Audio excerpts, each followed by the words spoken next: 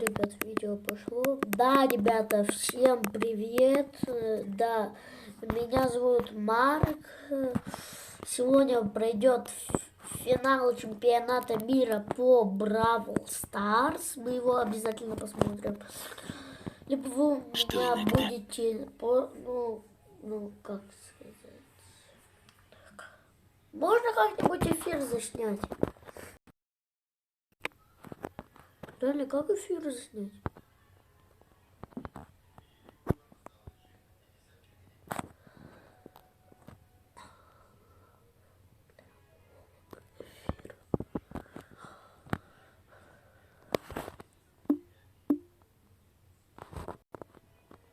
Да все, идите вы нахер. Трансляция. Ну да. Необходимо указать.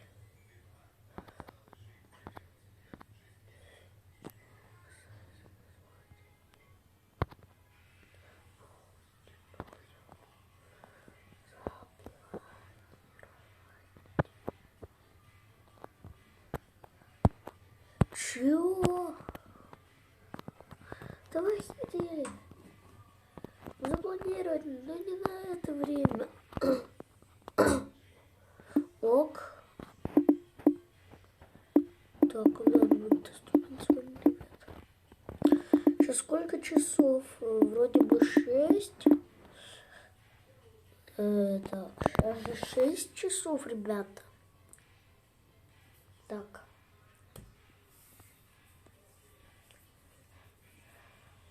Или 5 часов.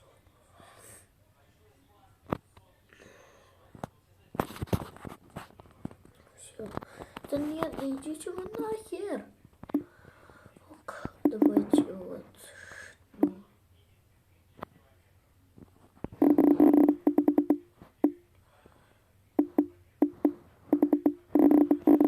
Давайте просто в 5.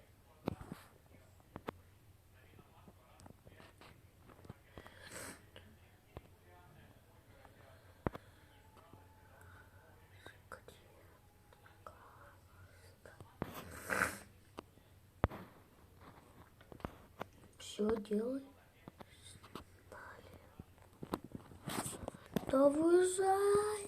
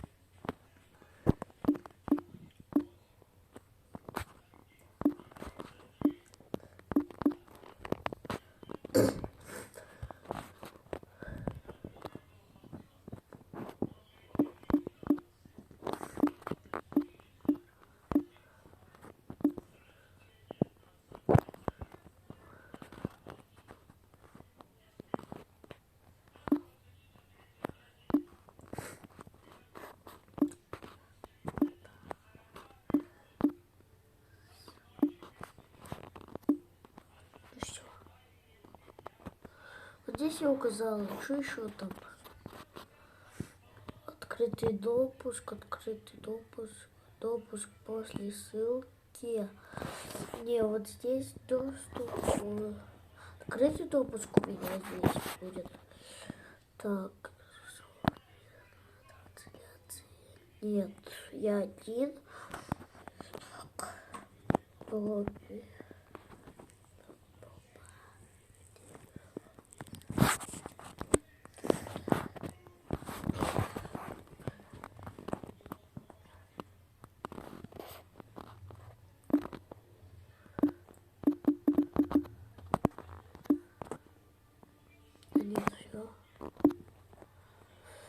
Так, делаем это видео. Сейчас будет у нас сюжет. А нет. Что там у нас?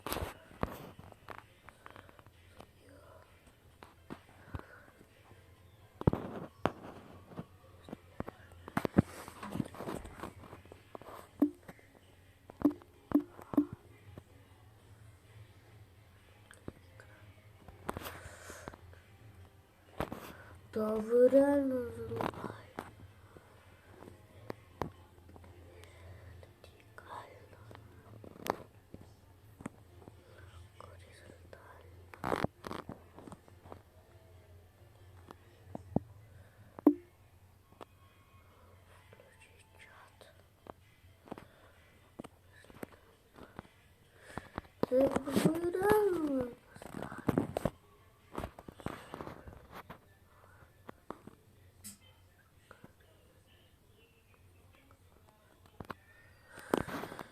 Я все подписал.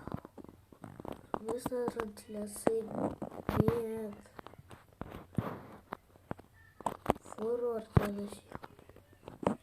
Короче, эфира не будет.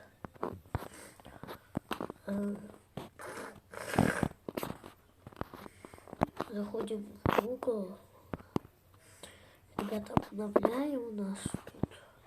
У меня уже 11 очков пока что есть. Это за сегодня ночью. Вчера ночью. Ой, сегодня ночью.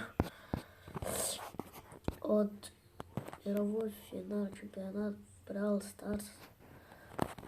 Мировой финал. Посмотреть прогнозы.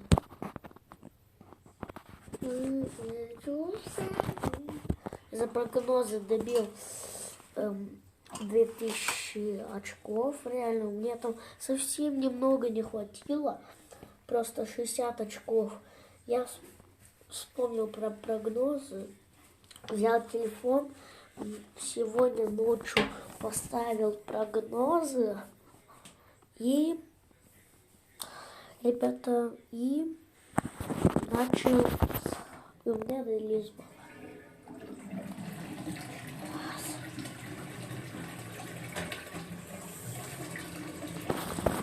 Сейчас я вас уже поставлю на паузу. Всем пока что. Давайте ждите меня. Сейчас. Так, ребята, все, осталось совсем немного времени. Все, ребята, вот мы видим с вами. Давай загрузка. В боте, но она есть у вас на аккаунте, пишите по сервис.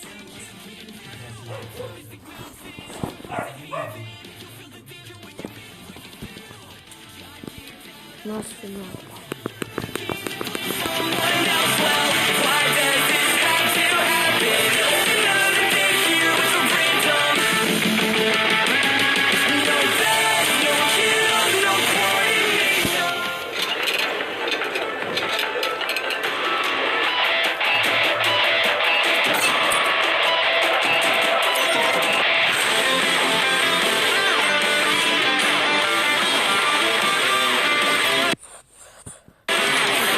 За 3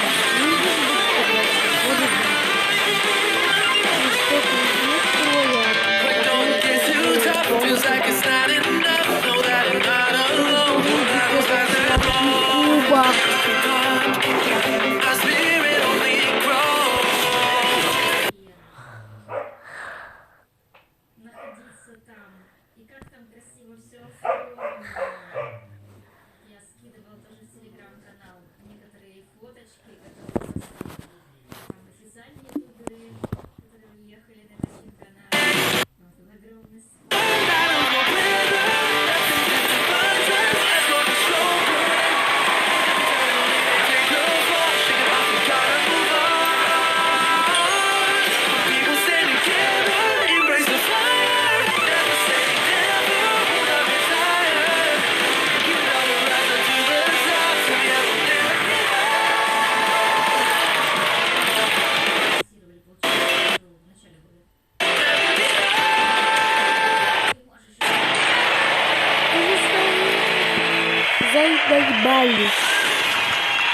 What makes a winner? Is it teamwork, tenacity, chemistry, mechanical skill? All these things and more, but above all, it's hard work. And for the 8 teams who are about to play on stage today, the one that's found the magic formula will make their dreams come true. Who will be our champion? Welcome to the final day of the Brawl Stars World Finals 2023.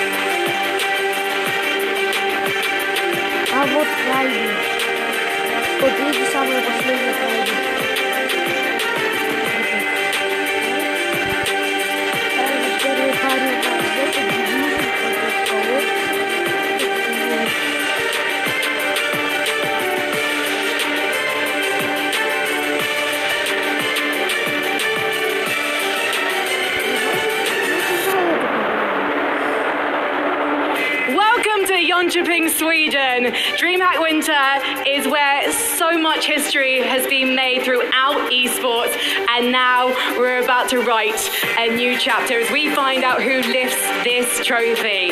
So let's find out who our top 8 teams are. DreamHack, please give a warm welcome to Luminosity Gaming!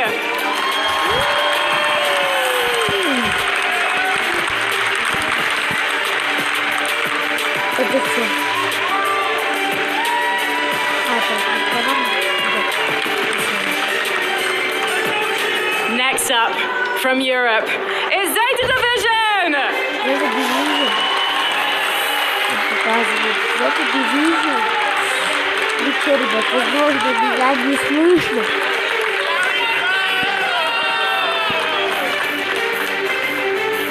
Next up, from East Asia, it's Crazy Raccoon!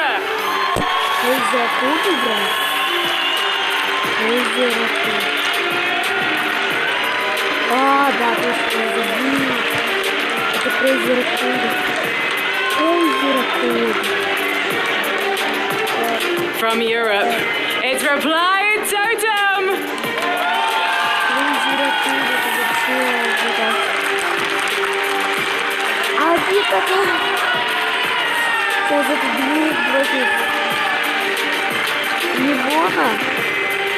From North America, it's STMN!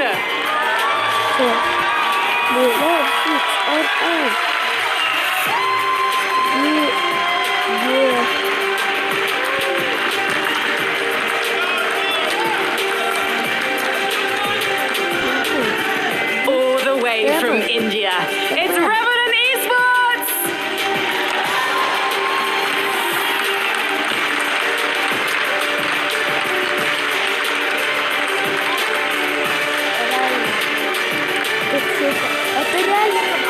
From North America, Tribe Gaming!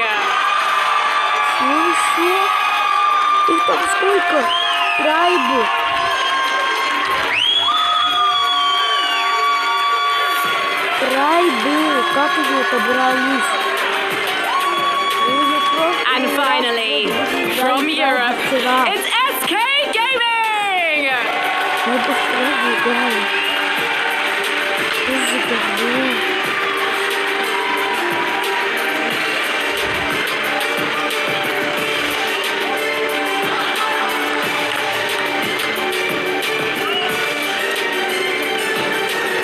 Well, I'm not sure how you follow an entrance like that, so I think we're just going to head over to Kenny and Trav to talk about what's going to happen on this stage today.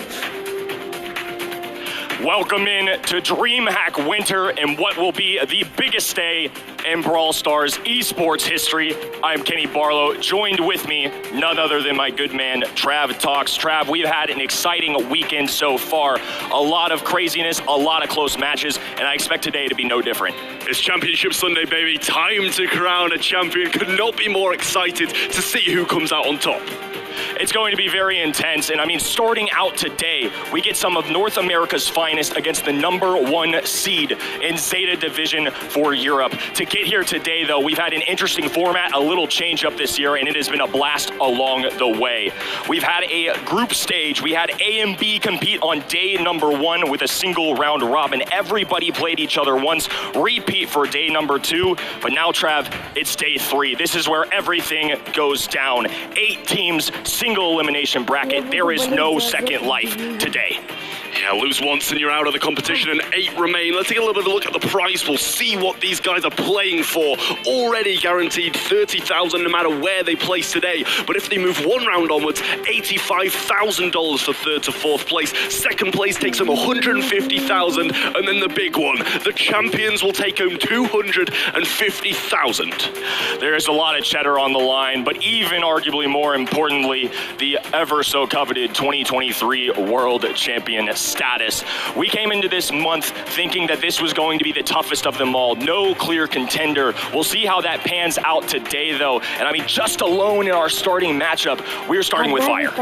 We really, really are. And I mean, every single game today is going to be absolutely incredible. And as the bracket closes down, as more teams get eliminated, it's going to get even more tense all the way up until that final game. I mean, just take a look here. Quarterfinals alone. I mean, better than any monthly final I think I could ask for this year, too. We've got Luminosity Gaming kicking us off against Zeta Division. Crazy Raccoon, a two-time champion on their side, taking on Reply Totem for a little bit of a revenge match. STMN, Revenant, Tribe Gaming, SK, some historical long-time rivalries happening here today. I mean, there's a storyline in nearly every single game, but that last one, Kenny, SK versus Tribe, has a lot of storylines, and SK Gaming already started one of their revenge arcs yesterday, and they're looking to close out another today.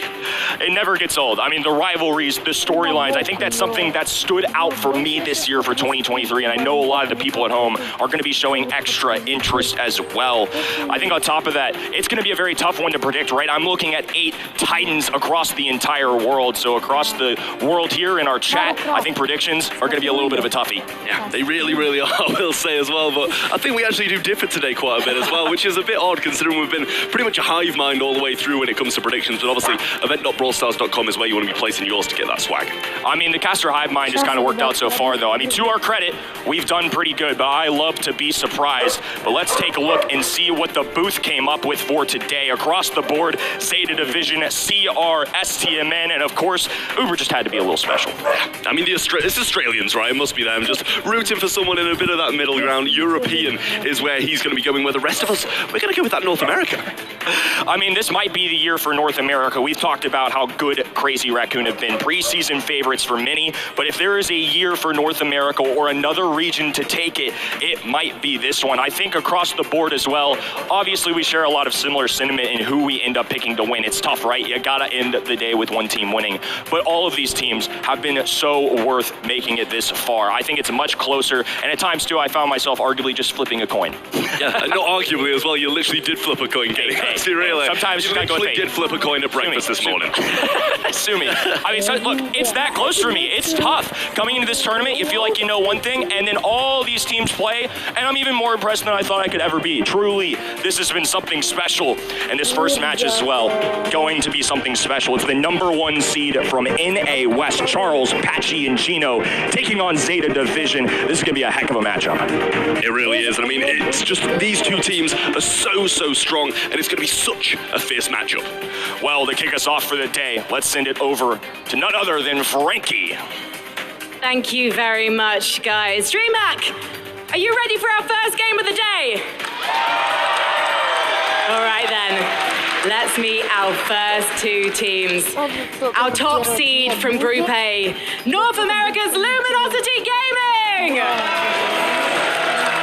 Charles, Patchy, and Chino started the year August as the Dog Walkers, but now they could be ending it with a world title.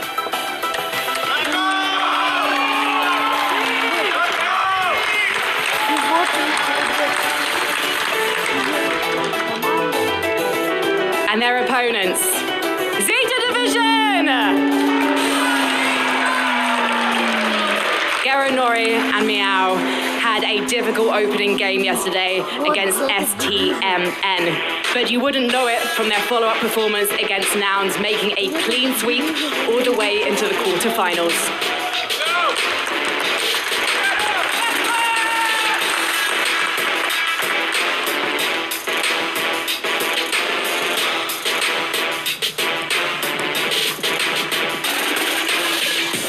Our teams are ready for our first quarterfinal of the day. DreamHack, are you ready? Kenny and Trav, are you ready? We you're ready, Frankie. Let's get the day underway. Dog Walkers originally started from humble beginnings. This is a young team that have really proven themselves. To many, they weren't expected to come out on top in NA West, just contest. They did more than that, though. They took on some serious teams and proved themselves this year over the likes of teams like Stamina in the online format and Zeta Division, man. They were nothing but consistent this year. The #1 team from Europe. This is going to be a fun one. Yeah, that's the thing with Zeta Division. They have wavered as of recently, though. Didn't qualify to those SBS Season 4 channels, and that did worry us a bit. You know, they didn't really bring the same form as they have. But yesterday, when they played against SUMN, they took it to the last set, and then they took it against Nouns in quite a dominating fashion as well. So they did look very, very good.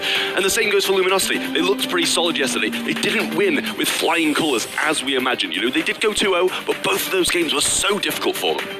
In Group A especially, we kind of expected Luminosity as a public to come out on top, right? Or at least be one of those top 2 teams, but their rivals proved to be very strong as well. So it's still a little bit of a question mark for these young guys. New to the big stage, the World Finals. I'm really curious to see how they can hang with Zeta Division, who may not have beaten STMN yesterday. They may not have been #1, but they were neck and neck the whole way through. Clearly, this team has proven its strength. And that's the thing, you know, Zeta Division, they've lost against STMN. They lost against them yesterday. And Luminosity have been beating them all year long. That's the thing. That's what makes me worry for Zeta Division. Yes, our predictions, we did side with them because they've been looking pretty solid recently. A bit of a harder group if I do add myself as well for Zeta Division. But Luminosity, they're going to come out swinging. They know Zeta Division are a very solid team, and they need a great start to get in their heads. Well, to kick us off for the day, it is going to be hot potato and a little bit of heist here.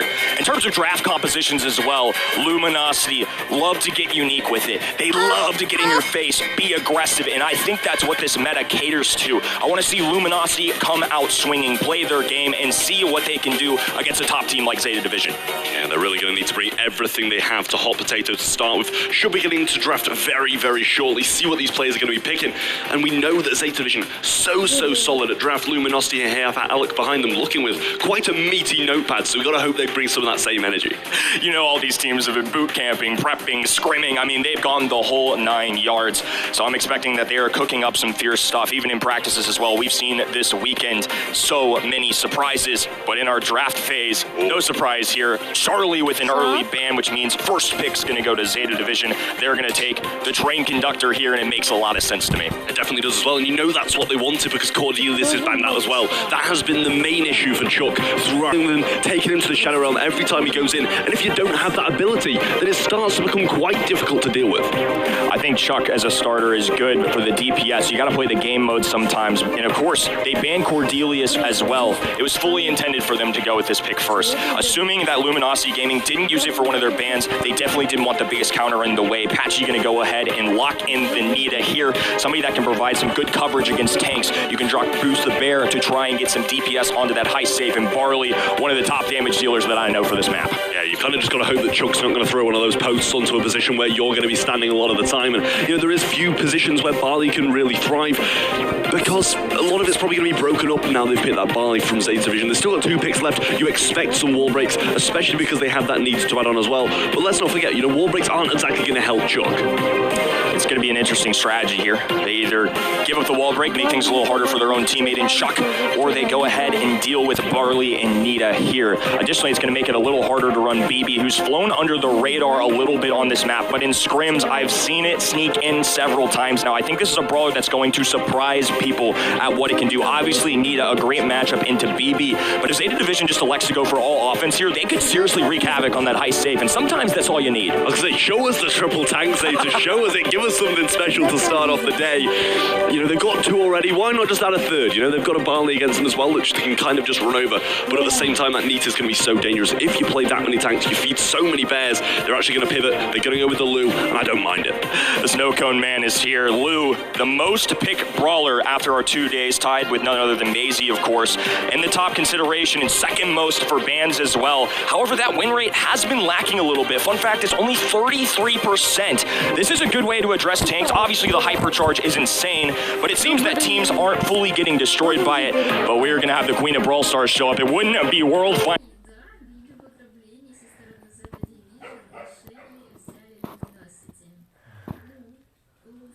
В эфире. boards with that super, chugging down those train tracks, and then deal with him swiftly with that super. It's going to be interesting to say the least. Several brawlers that I don't think everybody would have 100% expected. A lot of murmuring in the crowd as well of what to think of this draft as Luminosity and Zeta Division get geared up to go. It's time. Day 3 World Finals are now underway. First post already being set up then early on by Nowie. Meow's going to be coming forward. Does knock him a bit far away. Doesn't surely would have wanted him to catch on a wall there. Second post ready to roll now from Nowie. Does throw it out towards that mid, setting up these tracks so he can chug towards that safe. Slowly but surely, the train conductor is going to be able to find a way down the middle of this map over time. The passive charge of his super as Charles stays at bay. Meow now getting the mix here. A stun going down. Nowie now entering as well. The smoke attacking that high safe. Meow barely staying alive as Lou provides some coverage here. Bruce now moving towards Meow, who has to back away, but Nowie is just letting loose on this high safe, and as a result, it's a little bit of a base race to kick us off. Yeah, damage on both sides, and he comes back as well, cleans up that mid, stops a bit of damage coming through from Luminosity, but Charles still raining down, but it's just nothing compared to what Chuck is doing to that safe. Meow coming forwards now, gets the ball through, but hypercharge on defense from Chino. There's Chuck again, though, coming through. Surely might be able to get this done here. Meow with another hit, but away goes Chuck, and on the base is the bear, but it's not enough as Zeta close out game 1.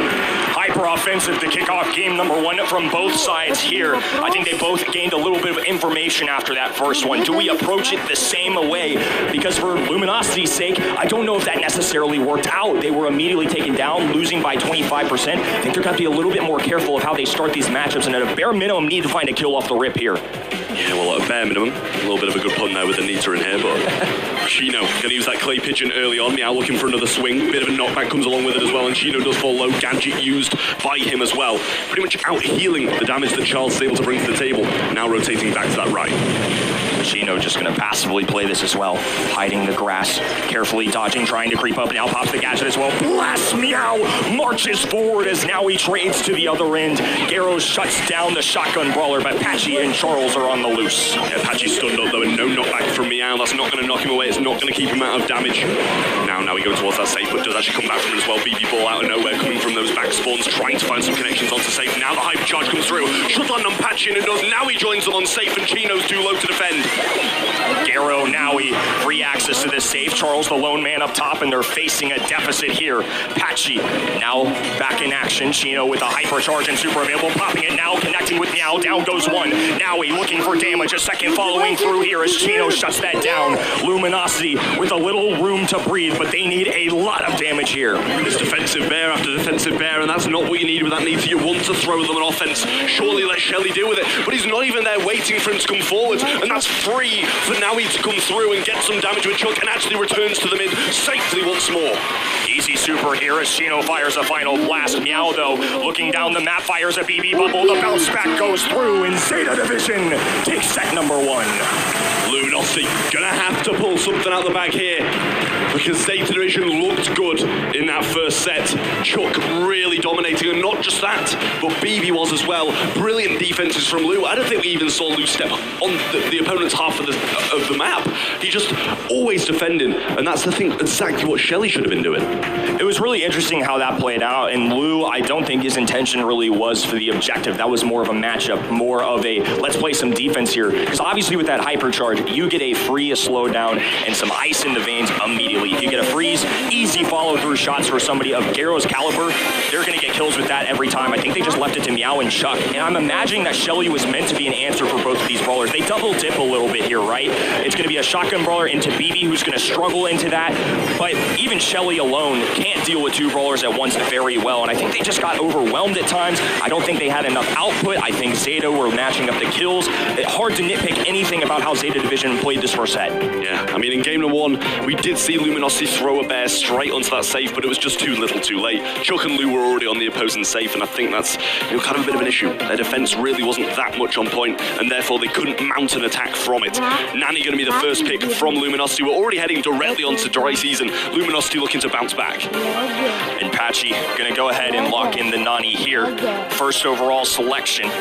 easy brawler to understand why they end up picking that as well. Charlie, of course, going to be in the band stage. No Lou this time as well. Interesting to see Gene in the band mix here too. Definitely somebody I wasn't expecting. And speaking of unexpected, I'm sorry, is that a Mortis with the 2-3 turn that we just received? It is a Mortis. It really is. I mean, Nani going to have a decent time against that with that close range shots, and also when keeping him at range as well, it's going to be solid. And the 8-bit not going to have the best time against the Nani as well. Too slow to really move away from those big damage dealing shots. 8-bit going to be one that's selected here too. 8-bit actually one of the favorite brawlers from this weekend. The numbers reflected as well. Top 5 pick brawler, 67% win rate. And I think he's more of a very specific brawler, right? You're not selecting him everywhere, more on where they think he's going to do well on pertaining to maps that he's strong at. So they're going to go ahead and lock him in for dry season here. Another Shelly as well. Interesting to see more of this on the Zeta Division side, because we've seen Luminosity Gaming in the past actually get sneaky with this, use it as a final or a 4-5 turn kind of pick here, and really just take on matchups and just really benefit off how aggressive he can be. But this time, though, they're going to shut that idea down immediately. We get Shelly, a shotgun brawler, into Mortis. That's his arch nemesis, his super weakness. Yeah, it's not going to feel good for Meow on this one. That Mortis pick early on was very, very risky. And Luminosity doubling down on that defense with the Buster as well. Can go aggressive if needed. Let's not forget, though, Zeta Division do have this last pick. Something like a B or something like that, I wouldn't even mind against the Buster, against the Shelly. Going to have that range advantage and can still play at long range as well. So it's going to round out the composition here for Luminosity Gaming. Shelly, Buster, and Nani. Very well rounded and much more aggressive. Not as long range, no throwers. That's something we're used to seeing historically in Brawl Stars. Instead, though, we're going to get this composition on the other end. We get an 8-bit, which is a little unorthodox compared to what we're used to seeing. We get a Mortis, and for the 6th and final pick, it's going to be Cordelius here, who is going to deal phenomenally with Shelly and Buster. Yeah, now this is damage coming out of Zeta Division here with the 8-bit. Going to be able to burn through some of these aggressive brawlers, and Cordelia is able to take them away, isolate them, and beat them in that Shadow Realm, which is usually what he does do. Getting into set 2 then, Luminosity gonna need something special, but in my eyes, maybe that draft's with them. I think Zeta Division are really going to have to pop off with Mortis, make sure that he's not just a fallen asset. They're gonna have to make sure that he's doing his thing, and if he's getting aggressive, he better be profiting in those interactions. Cordelius, though, a great response into these tanks. We'll see how it plays out here in set number 2. He's bringing that hockey Mortis skin as well. Love to see it from Gero, but he's got a long road to go to be able to win this game. Instant control now from Luminosity, and Mortis on the consistent retreat. Naui, Gero, Meow already on their back heels here. A Shadow Realm being popped immediately, though, as Chino's looking to dodge this. Meow with the big buff in the underworld here, as now he's in hot pursuit of Chino, willing to trade here. Going to pop off right in front of Charles. A bounce away, though, and is going to survive the interaction. And now Gero's getting in the mix here. 5-0. Hot start for Zeta Division. A little over-aggress there from Patchy, trying to redeem something that didn't really need to be redeemed. Could come back to that a little bit later on in the game. But this damage booster now established, that's going to help Cordelius massively while sitting behind these walls. Chino has that super, though, can slow down, but another Shadow Realm, and that's not going to be good for Chino once more. Gero just hanging around, too. Naui with this TP as well. We didn't even mention in the pre-draft, really, but that's just an easy way to get out of a scary situation. He's got so many health points as well. 10K resting on his head right now.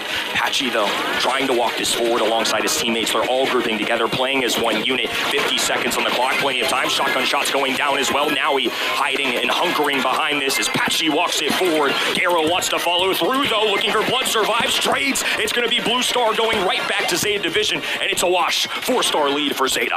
Well, LG back to the basics now. Got to restart this push, make something good happen. Pete just going to break this wall, try and stop it, but Gero's going straight towards the Buster. Who gets the shot first? It's Gero. He gets the cycle through with the bats as well, gets some healing back from it. And Chino was in that Shadow Realm, couldn't really help Charles, but still, Gero can't secure it, and they are still 3 ahead. 3 on the way. They need that many stars. An easy takedown, though, from Meow. Make it a little more now as Chino's going to get dragged away from the top of the earth. Charles looking for long-distance shots, low HP. Easy tags there as Meow tags another one. 13, 15, 2 stars being the difference. 3 on the clock, and they have to hustle here. Charles nowhere in striking distance. Patchy knows the inevitable. It's Zeta Division with another game. Moving another one up now and looking better and better game by game. Zeta Division seeming to run away with this one. Bounty not... Ребята, извиняюсь. Not going Luminosity's way either, and they've got to make a change. They've got to make it now. One more game and Zeta Division are going to be 1 set away from victory. Luminosity Gaming have to take a stand. They need to see themselves get one. It's not a mistake that they've made it here, but it is certainly a tough opponent on the other end. If Zeta Division get another game here, it's going to be 2-0, and they're going to have to do something unthinkable, make a reverse sweep on the final day of the World Finals. Chino getting some shots through. Now he's falling quite low as well, and Charles in a good position to get the pinch through. But Meow looking for his super, does get it now, and going to isolate Charles into this realm, grab some of those mushrooms for some heals along the way. But Patchy, he's trying to aggress Gero. He's got to make something happen, but Meow's actually losing this 1v1 matchup in the realm, comes out of it, and a big hit from Charles will give Luminosity the lead. Luminosity looking alive right now. Blue Star still residing with Gero, though, who's looking to space the floor a little bit alongside his teammates. A little left, right, and center here as the Nani Peep goes in, connects with 8-Bit, who can easily tank that. No harm, no foul. Zeta Division sitting pretty here. It's the first time LG playing the defensive now, and a damage booster put quite high up. Chino's going to use that clay pigeon to get it down. 2 ammo slots went along with it as well, but Gero still choosing not to aggress. Some nice bounce backs from Patchy, and a good dragon there from him as well. Charles cleans up Nowie, and it's 6-1. I see why they started to make this pick here. They go Buster Shelly for the matchups, but also it almost is treated like a Gene Pull Shelly combo from the old days. Pull in, shotgun blast. As simple as that there. And Luminosity, much better stuff here. 40 to go, up 6-1. Say goodbye to Meow's super as well. Had to start from square one, but 2 people in his radius here should be able to get it back quite soon. Wants to find these shots, but the Peep does make the connection. Return to sender there as well, but it's not much from that multiple projectile now. Another super from Meow, but Patchy, he uses that gadget to bring him back in and says goodbye to him once more. Zeta gonna have to do something special here. Gero getting something done now. Low HP shut down by Luminosity though. 10-1, 9 stars needed. Smiles coming out from Charles, but don't speak too soon, brother. Patchy picking up 1. Chino's piling along as well. Chino with 5 on his head. Charles with 4, safely away from Gero. It's going to be 1-1 here in set number 2. Finally, a sign of life from Luminosity, making their mark on day 3 of the World Finals. And they needed to do just that. If they lost that, they're 2 sets down, and against Zeta Division, that kind of puts you past the point of no return. Luminosity now 1 game away from even it out. This is make or break. Major moment here for Luminosity Gaming especially. They're a little more fresh to the LAN scene, but they have been phenomenal in the online format all year long, and now they're tasked with taking on Europe's #1. Patchy immediately getting aggressive here. Charles with the chip shots through as well, and they're going to continue to pile this up as Meow has to group up here. Shotgun shots from the distance as Chino fires a buck blast. Gero escaping narrowly, slides to the back alongside his teammates. It's going to be Zeta Division with a 1-star lead. Regrouping once again, the Peep coming through, and they might want to try and use that to get some damage in. They do hit it, but nobody follows through. Patchy going to bounce some shots back as well in the damage booster, and Meow and Gero, that's going to be quite difficult. There's the pullback from Patchy with the gadget, but Shadow Realm for Chino as well. Charles pinching round nicely as well. This shouldn't be too bad for him, but Patchy in a really tough position against Gero, but narrowly survives. The fact that Patchy survived that is huge, but unfortunately they lose Chino. They did a great isolation player with Zeta Division. They didn't have the Patchy-Chino combo, and they're paying for it now as Meow takes Chino once again.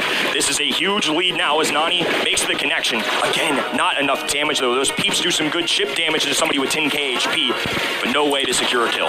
Meow is absolutely on one. Complete land demon, ready to show his worth here against Luminosity. Patchy's going to go down, and Gero's going to clean him up nicely. 2-10, and Luminosity have got a long way to go if they want to claw this game back. It's got to start soon. Fantastic adjustment here for Zeta Division. Meow hunkered down in these bushes as well, has a super available, and he's just going to be patient. He knows that they're sitting with the lead. He's going to wait for the right moment towards the end game. He actually misses the shot though. Now Chino firing blast down the left-hand side. Zeta Division grouped up, and this is a scary position for an in-game here. Yeah, well, Meow's got 4. He's going to be the prime target. Gero with 4 as well, and that can flip the game on its head, especially with the blue star. But there's the realm. Straight onto Patchy now, trying to deal with it. Charles goes down to Gero, but the super from Chino follows through. Patchy trying to make the move, but he's in the realm. Chino gets bats through him, and Gero's winning the 1v1. Gets Shelly down. Beautiful. The Peep. I mean, look at the scorecard. 3% for Zeta Division at that point, and then they just ran away with it. Luminosity putting a little bit of an exclamation mark on that last game. And although there's still a set down, smiles on their faces, which is a very good sign for a team as momentum-driven as this. 1-4-1, 2-1-4. Not a lot of kills going down in Hot Zone.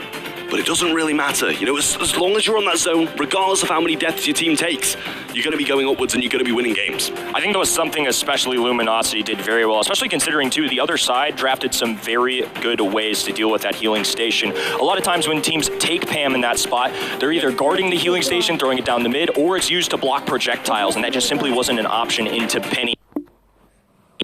Luminosity Gaming really starting to feel themselves here, but still a lot of work ahead. Well, more hopeful for LG now than I was in that previous set, I'll tell you that.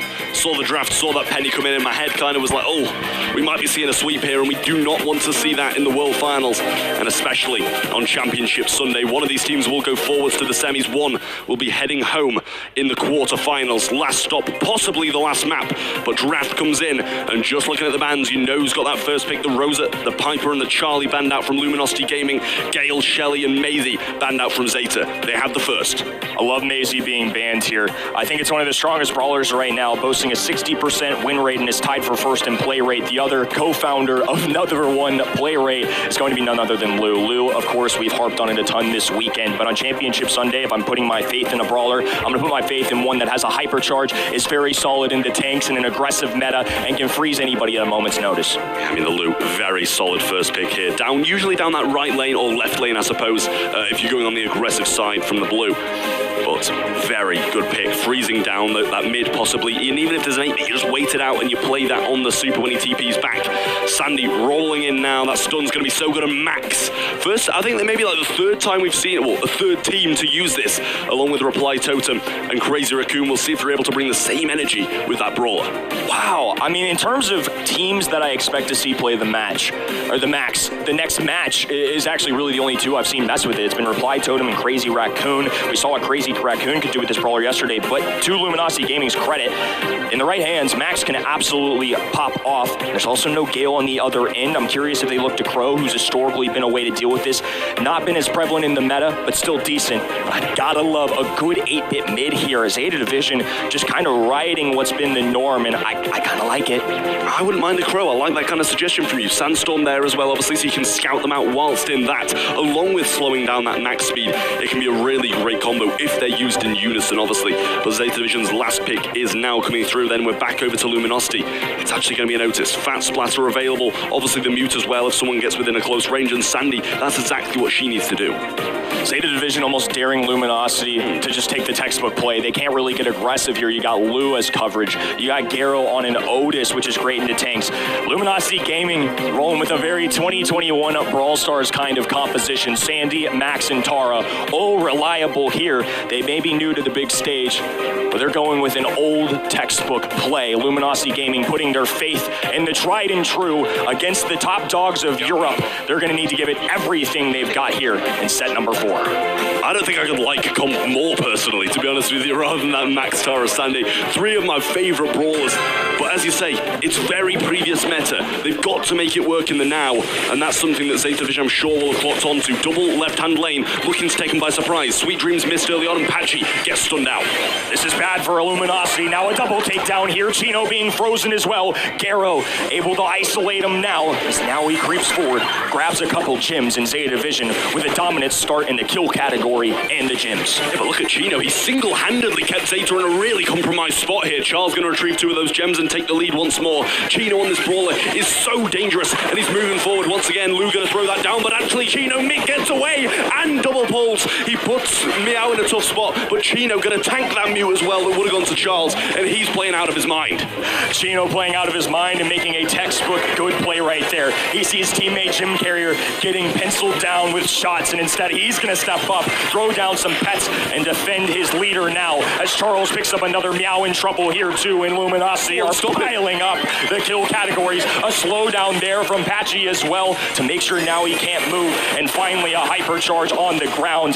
Plenty of work here to be done for Zeta Division as Charles sits pretty with 9. It takes 3 of them to take down Chino, and I mean, that is a huge thing for Luminosity at the moment. They needed plays like this to get back in the game. Pulls there as well. Garo going to be pulled back in, gets through the super as well, and the final gem collected by Luminosity, but Zeta in a good spot for revenge.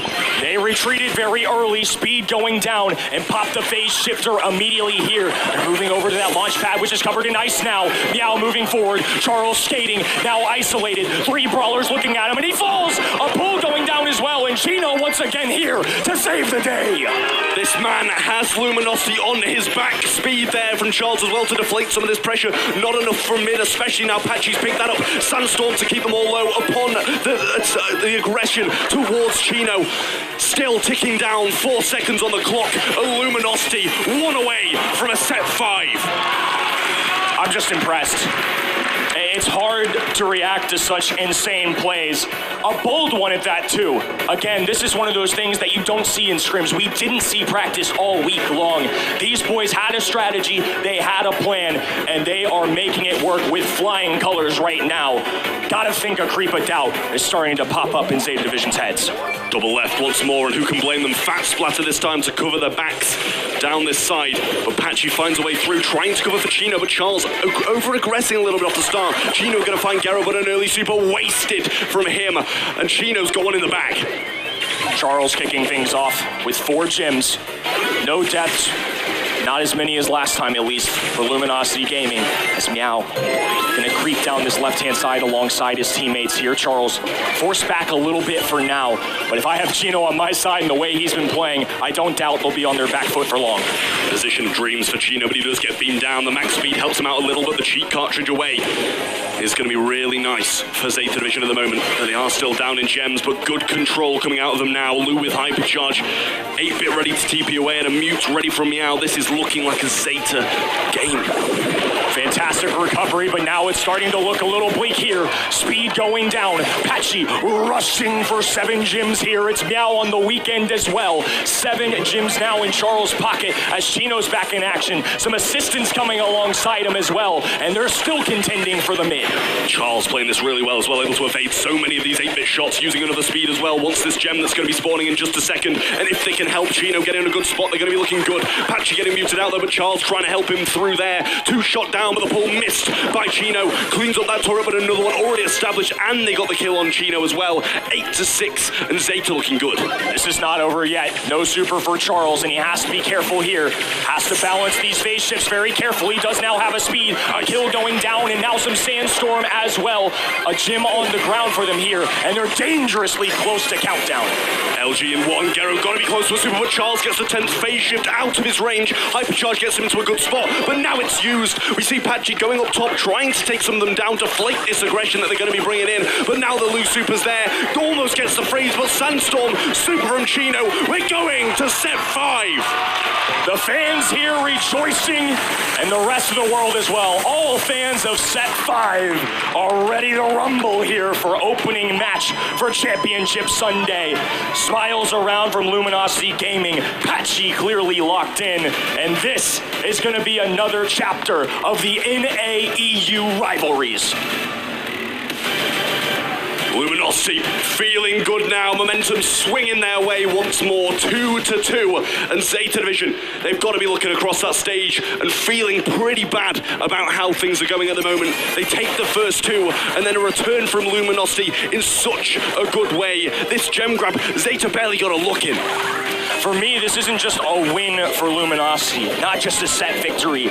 We have Zeta Division, one of the best teams in the world. We know this. And they pick a very textbook, very normal for the meta kind of composition. Luminosity, they do it their way. And not only did they win, they won big. As Patchy gets a rise out of the crowd there. That has to be just a heck of a confidence boost for Luminosity. I'm scared for Zeta Division in set 5. I mean, look at the kills as well. Zeta have more, that's the thing. 4, 8, and 7, 2, 6, and 6. Patchy really just working for those supers, not really over-aggressing for too many kills. But Charles, 6 kills as that mid-brawler. That is bold. That is a statement. You've got to be protecting those gems and not going aggressive. But he hasn't really dropped them and still got 6. And Chino was just playing out of his mind there. The fact that in game number 1 he stayed alive as long as he did, made massive Tara pulls the way he did, was just fragging out, doing everything he possibly can to keep his team alive. And they've done more than that. Now they've put some fear and doubt into the heads of Zeta Division. Super Beach is what it's all going to come down to. The ever so coveted set 5 draft is underway. Super Beach to decide it. Brawl ball. Both of these teams will have a pretty big bias towards this mode. Super aggressive on both parts. But at the moment, the momentum lies with Luminosity Gaming. Zeta Division looking to break that and move on to those semi-finals. Send NA West packing, or at least the first team of it. Europe has not been looking too good at the moment throughout this competition. They've taken losses, but NA still 6-0, looking to make it 7. EMEA has not bested North America yet this weekend. This could be the first, or the streak could stay alive here. Zeta Division resting their faith in the Mushroom Man. It's going to be a first overall selection of Cordelius. You notice too, no Sandy this time. They had enough of that chaos last set. Nita, Shelly, great bands, and of course, very normal stuff on the other end and very meta as well. Rosa, Charlie, and Maisie, some of the most relevant brawlers we have. Yeah, well, you can see discussing draft up on this side. Charles barking out to his teammates. 5 seconds for their pick, and obviously another one will follow as well. Going with the Max again, feeling confident in that brawler after the last one. And who can blame them after the performance they brought out? If it ain't broke, don't fix it. It worked last time. They won big with it, and they pair it with a big, tanky brawler. Jackie and her hypercharge are here for our final day. It's 2023. The fact that there is a 2-2 situation and Jackie's on the playing field simply blows my mind. It's the same as yesterday. SK put their faith in that brawler in their set 5 and pulled through the reverse sweep with it. Luminosity looking to do the exact same thing. Zeta Division, they need a response. Yes, they have the Cordelius against that Jackie. It can work, but we'll need more in case more aggression comes down from Luminosity in their third. Gale is what they opt for. My heart's happy, and I actually think this is a fantastic response. Not only do they have a pushback, not only do they have the twister, they have a great goalkeeper for this mode. They have a direct answer into the max speed. They have an answer for the tankiness of Jackie. And Cordelius as well, this doubles down. Jackie may have a hard time here. Yeah, but that's the thing. Once the hypercharge comes through, you know Jackie can do anything. Superwoman, we could say, as she really does make those plays, slowing down with that seismic event. Ball coming in from Zeta, and what a draft this is. So brave, so bold from both teams. And the Bull, with the hypercharge, can make the moves needed for Zeta to bring this back. Both sides have just decided, let's make some big plays. They brought the playmakers out. We've got Bull, who can give a big bang at any given note. He can use that super, go to the other end, and just bully his way to the net. As a response, though, let's bring back the Tara. Curious to see if Chino pilots that brawler once again, because after that last set, it worked. Get on your feet, DreamHack Winter. We've got a set 5 on our hands. It's number 1 from North America West, climbing their way back against Zeta Division. I mean, you guys couldn't see it, but I'm turned around, I'm looking at the stage, and Patchy looked confident about this draft, threw up a little peace sign, ready to roll into set number 5 to decide it all. Ball in the middle now as Charles looks to make a play for it. The first one to strike here. It's going to be a right-hand side, and once again, it's going to be Chino resting their faith in Patchy, who will playing the aggressive brawler, and he doesn't get the win here, but the ball's to the top right-hand side. Now he's trying to recover here as Charles looking for an opportunity to pass. Dishes this out to his teammate here. He's being slowed down, though. A lot of brawlers focusing him at the moment, and it's going to be Zeta Division with a successful defense. Yeah, nice heal there from Chino as well. Just managed to get out of the way. Patchy coming back down this left-hand side, but the ball comes through. Helped out by Charles. He does have to back off, and in comes that Realm. Think he was aiming for the max, but Chino stepped in the line sight of Meow and made him, forced him to be 1v1 in this tower instead of the max, which gives them a bit of legs on this left-hand side. They pocketed this ball in the top left-hand end as everybody fights for the midfield right now. It's going to be a hypercharge kind of moment here. Now he going in. Nobody is safe here. A counter as well. It's going to be a trade. Jackie surviving, but Gale with the follow-through shot as Meow looks to get in the mix as well. Charles falling back, and once again, it's going to be a fight for getting ball control. Well, this left-hand side is looking good for Chino now. Completely opened up and against the ball. That will be a nice matchup. Tara Bull ready to go as well. The Gale force ready to roll from Gero, though, but the right-hand side is won by Patchy. There's the gravity. Through it comes Speed to join it as well, but Gale's still there. Twister in the goal, but he finds it. The pullback from Patchy and the slot in the right. NA West Finest are the first ones to put it in the back of the net. Don't look now, though. Zeta Division are trying to press forward. A big Gale Super going down now. Charles picking up this ball, dishing it off to Patchy, and they're on full defense mode right now. Pocketed bottom left-hand side. Now he has a super charged up. At least a hypercharge as well. Chino is trying to make his way towards this, but Meow applying some pressure and a very tough beat there. Major miss, but the speed going through, they're dragging Patchy down the other world, and they're trying to make some isolated matchups happen. Patchy got so many walls to hide behind, though. Charles gonna dash away, but through comes the hypercharge. Through comes the Gale Super. A return from Patchy, and they clean up. Gravity back from Chino. 20 seconds, and Luminosity are going to match point. They said forget about offense. We've got 15 on the clock. Let's just play defense. They stop the biggest baddie on the other end as well. Bull goes down. Tara trades. It's just a lone Gale. And Brawl Stars #1 goalkeeper nowhere inside of this ball. Luminosity Gaming making the unthinkable happen here to kick us off on day number 3. Reverse sweep was what was needed. And now it all comes down to just one for Luminosity. 2 needed for Zeta Division. And Luminosity running away with what seems to be their quarterfinal win. Luminosity Gaming trying to make North America proud. They've been undefeated so far this weekend, and they still have to come away with one more game as Nowie gets the victory on the left-hand end. He's in an aggressive stance as well. Meow has a super available. Anytime they want to take a brawler underneath, they will, and Meow does this. Chino doing a good job of dueling this out. Up top, the ball on the left-hand end. A super going down, not enough to get a kill, though. It's actually a double now as Zeta has a wide-open net. Garo throws it through the back, an easy walk up through, and Zeta Division have a goal. Answering back then after the LG dominance in the last. Gale Super, Bull Super, Hypercharge, all ready to go. Now coming through, dominance from Zeta once more, tanking so much damage, but Chino has the Super ready to go. Charles gets taken down, jumping a slot in for the pull from Patchy. Defense comes through. They're looking to make a counter.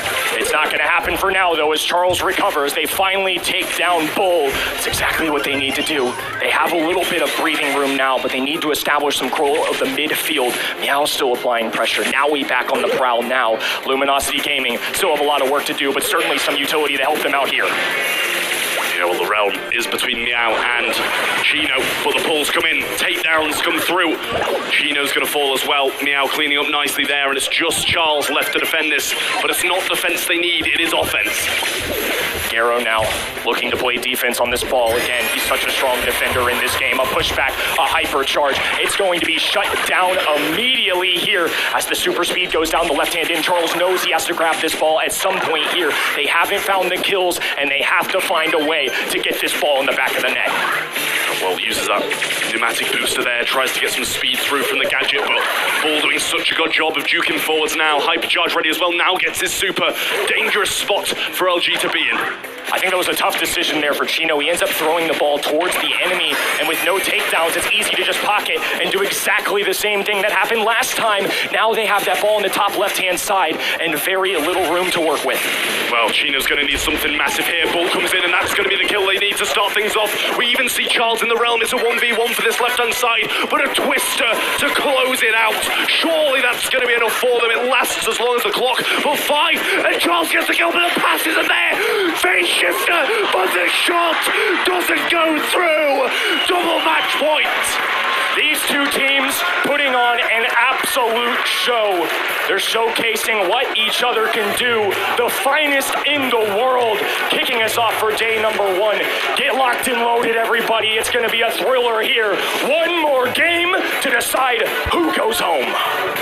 One goes home, one straight to the semi-final. Will it be you? Will it be NA? We will see right now. It's going to be a kickoff here in Zeta Division, starting strong once again. It's Charles, lone defender now. Meow working with his teammate here. Nothing to do. Wide open net in Zeta Division. Throw it in early. Early lead, 20-second goal, and it's convincing from Zeta, but now LG bounce into speed. They're getting forwards, but the realm for Patchy, 1v1 versus Meow. Twister on the defensive side, double ball, misses the shot. It's the wall, but still 3v1 should be a goal. Evened out, and it comes down to the 1 goal. It's our final game, and it's been a speed run here so far. Once again, the middle of the map where all the action's going down. This time it's Luminosity taking advantage. A pushback here, a hypercharge inbound as well. They're throwing the ball up. Luminosity moving forward. Patchy, not a lot of HP. They drag him down, a face shift through. They missed the shot. Defense successful, and now a counter opportunity for Zeta Division. Through the gonna need a pull. The dash, but he gets the gravity, but he grabs the ball. He gives him it. Zeta take it, heading straight to the semis, and Luminosity will be going home. North America's first victim this weekend, the first to fall here. What an incredible performance to kick off day number 3. Zeta Division just standing in shock. A kudos to Luminosity Gaming. An insane performance from the #1 seed from NA West. They fought admirably, they dug deep, and were simply a goal away.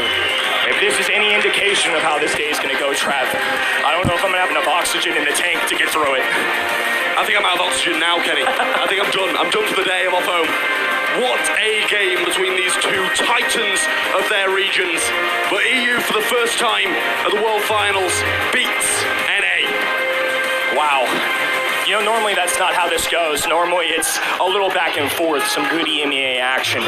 But they sure made it look intense. I'm so dang impressed with both of these teams. I know the casting desk all picked Zeta Division. I expect it to be competitive. But Сыграны еще и катки в последнем, они играли достойно. И это достойное... Championship Sunday.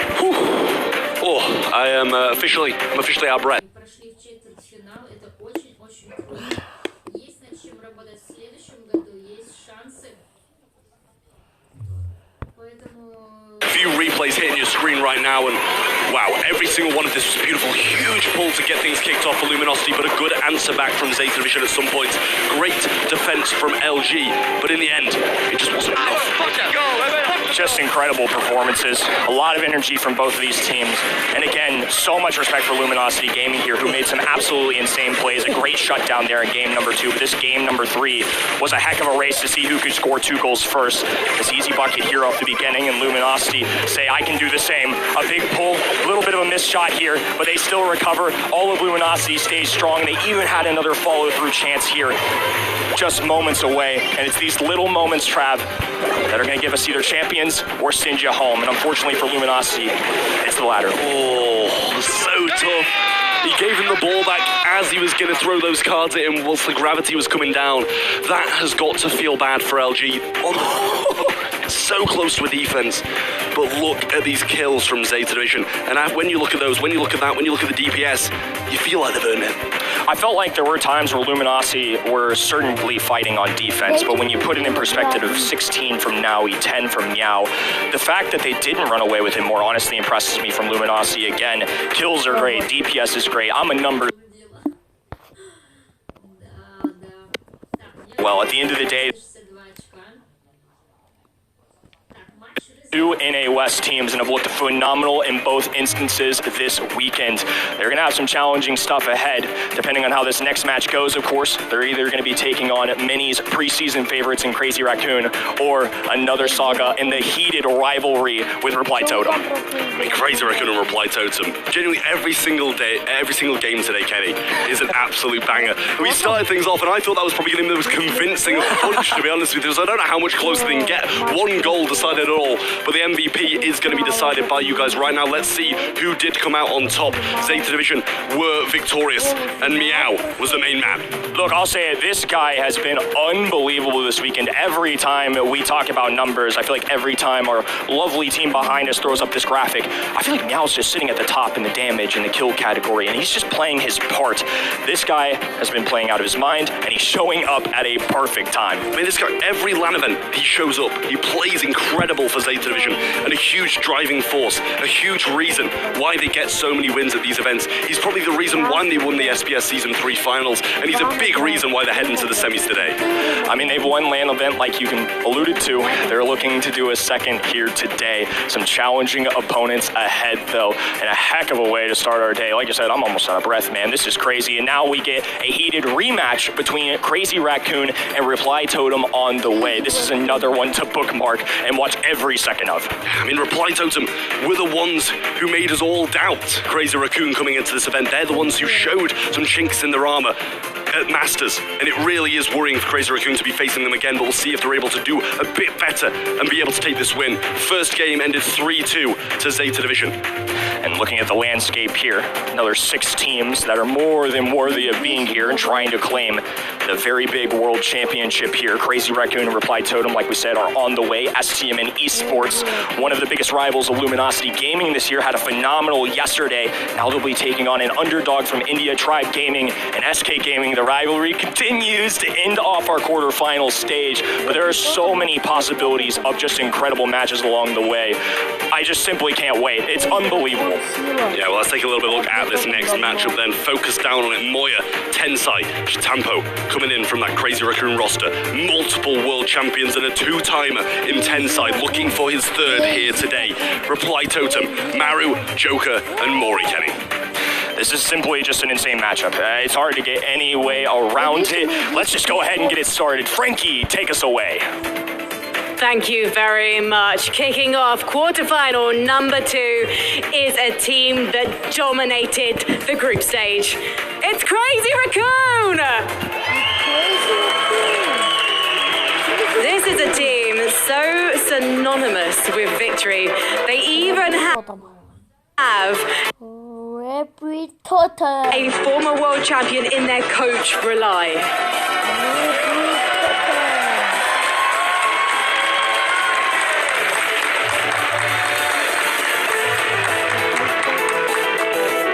And their opponents from Europe, it's Reply Totem! They may be the underdogs in this matchup, but if you cast your minds back to the Snapdragon Mobile Masters in Tokyo, when these 2 teams went up against each other, Reply Totem got a victory and took the whole competition by force.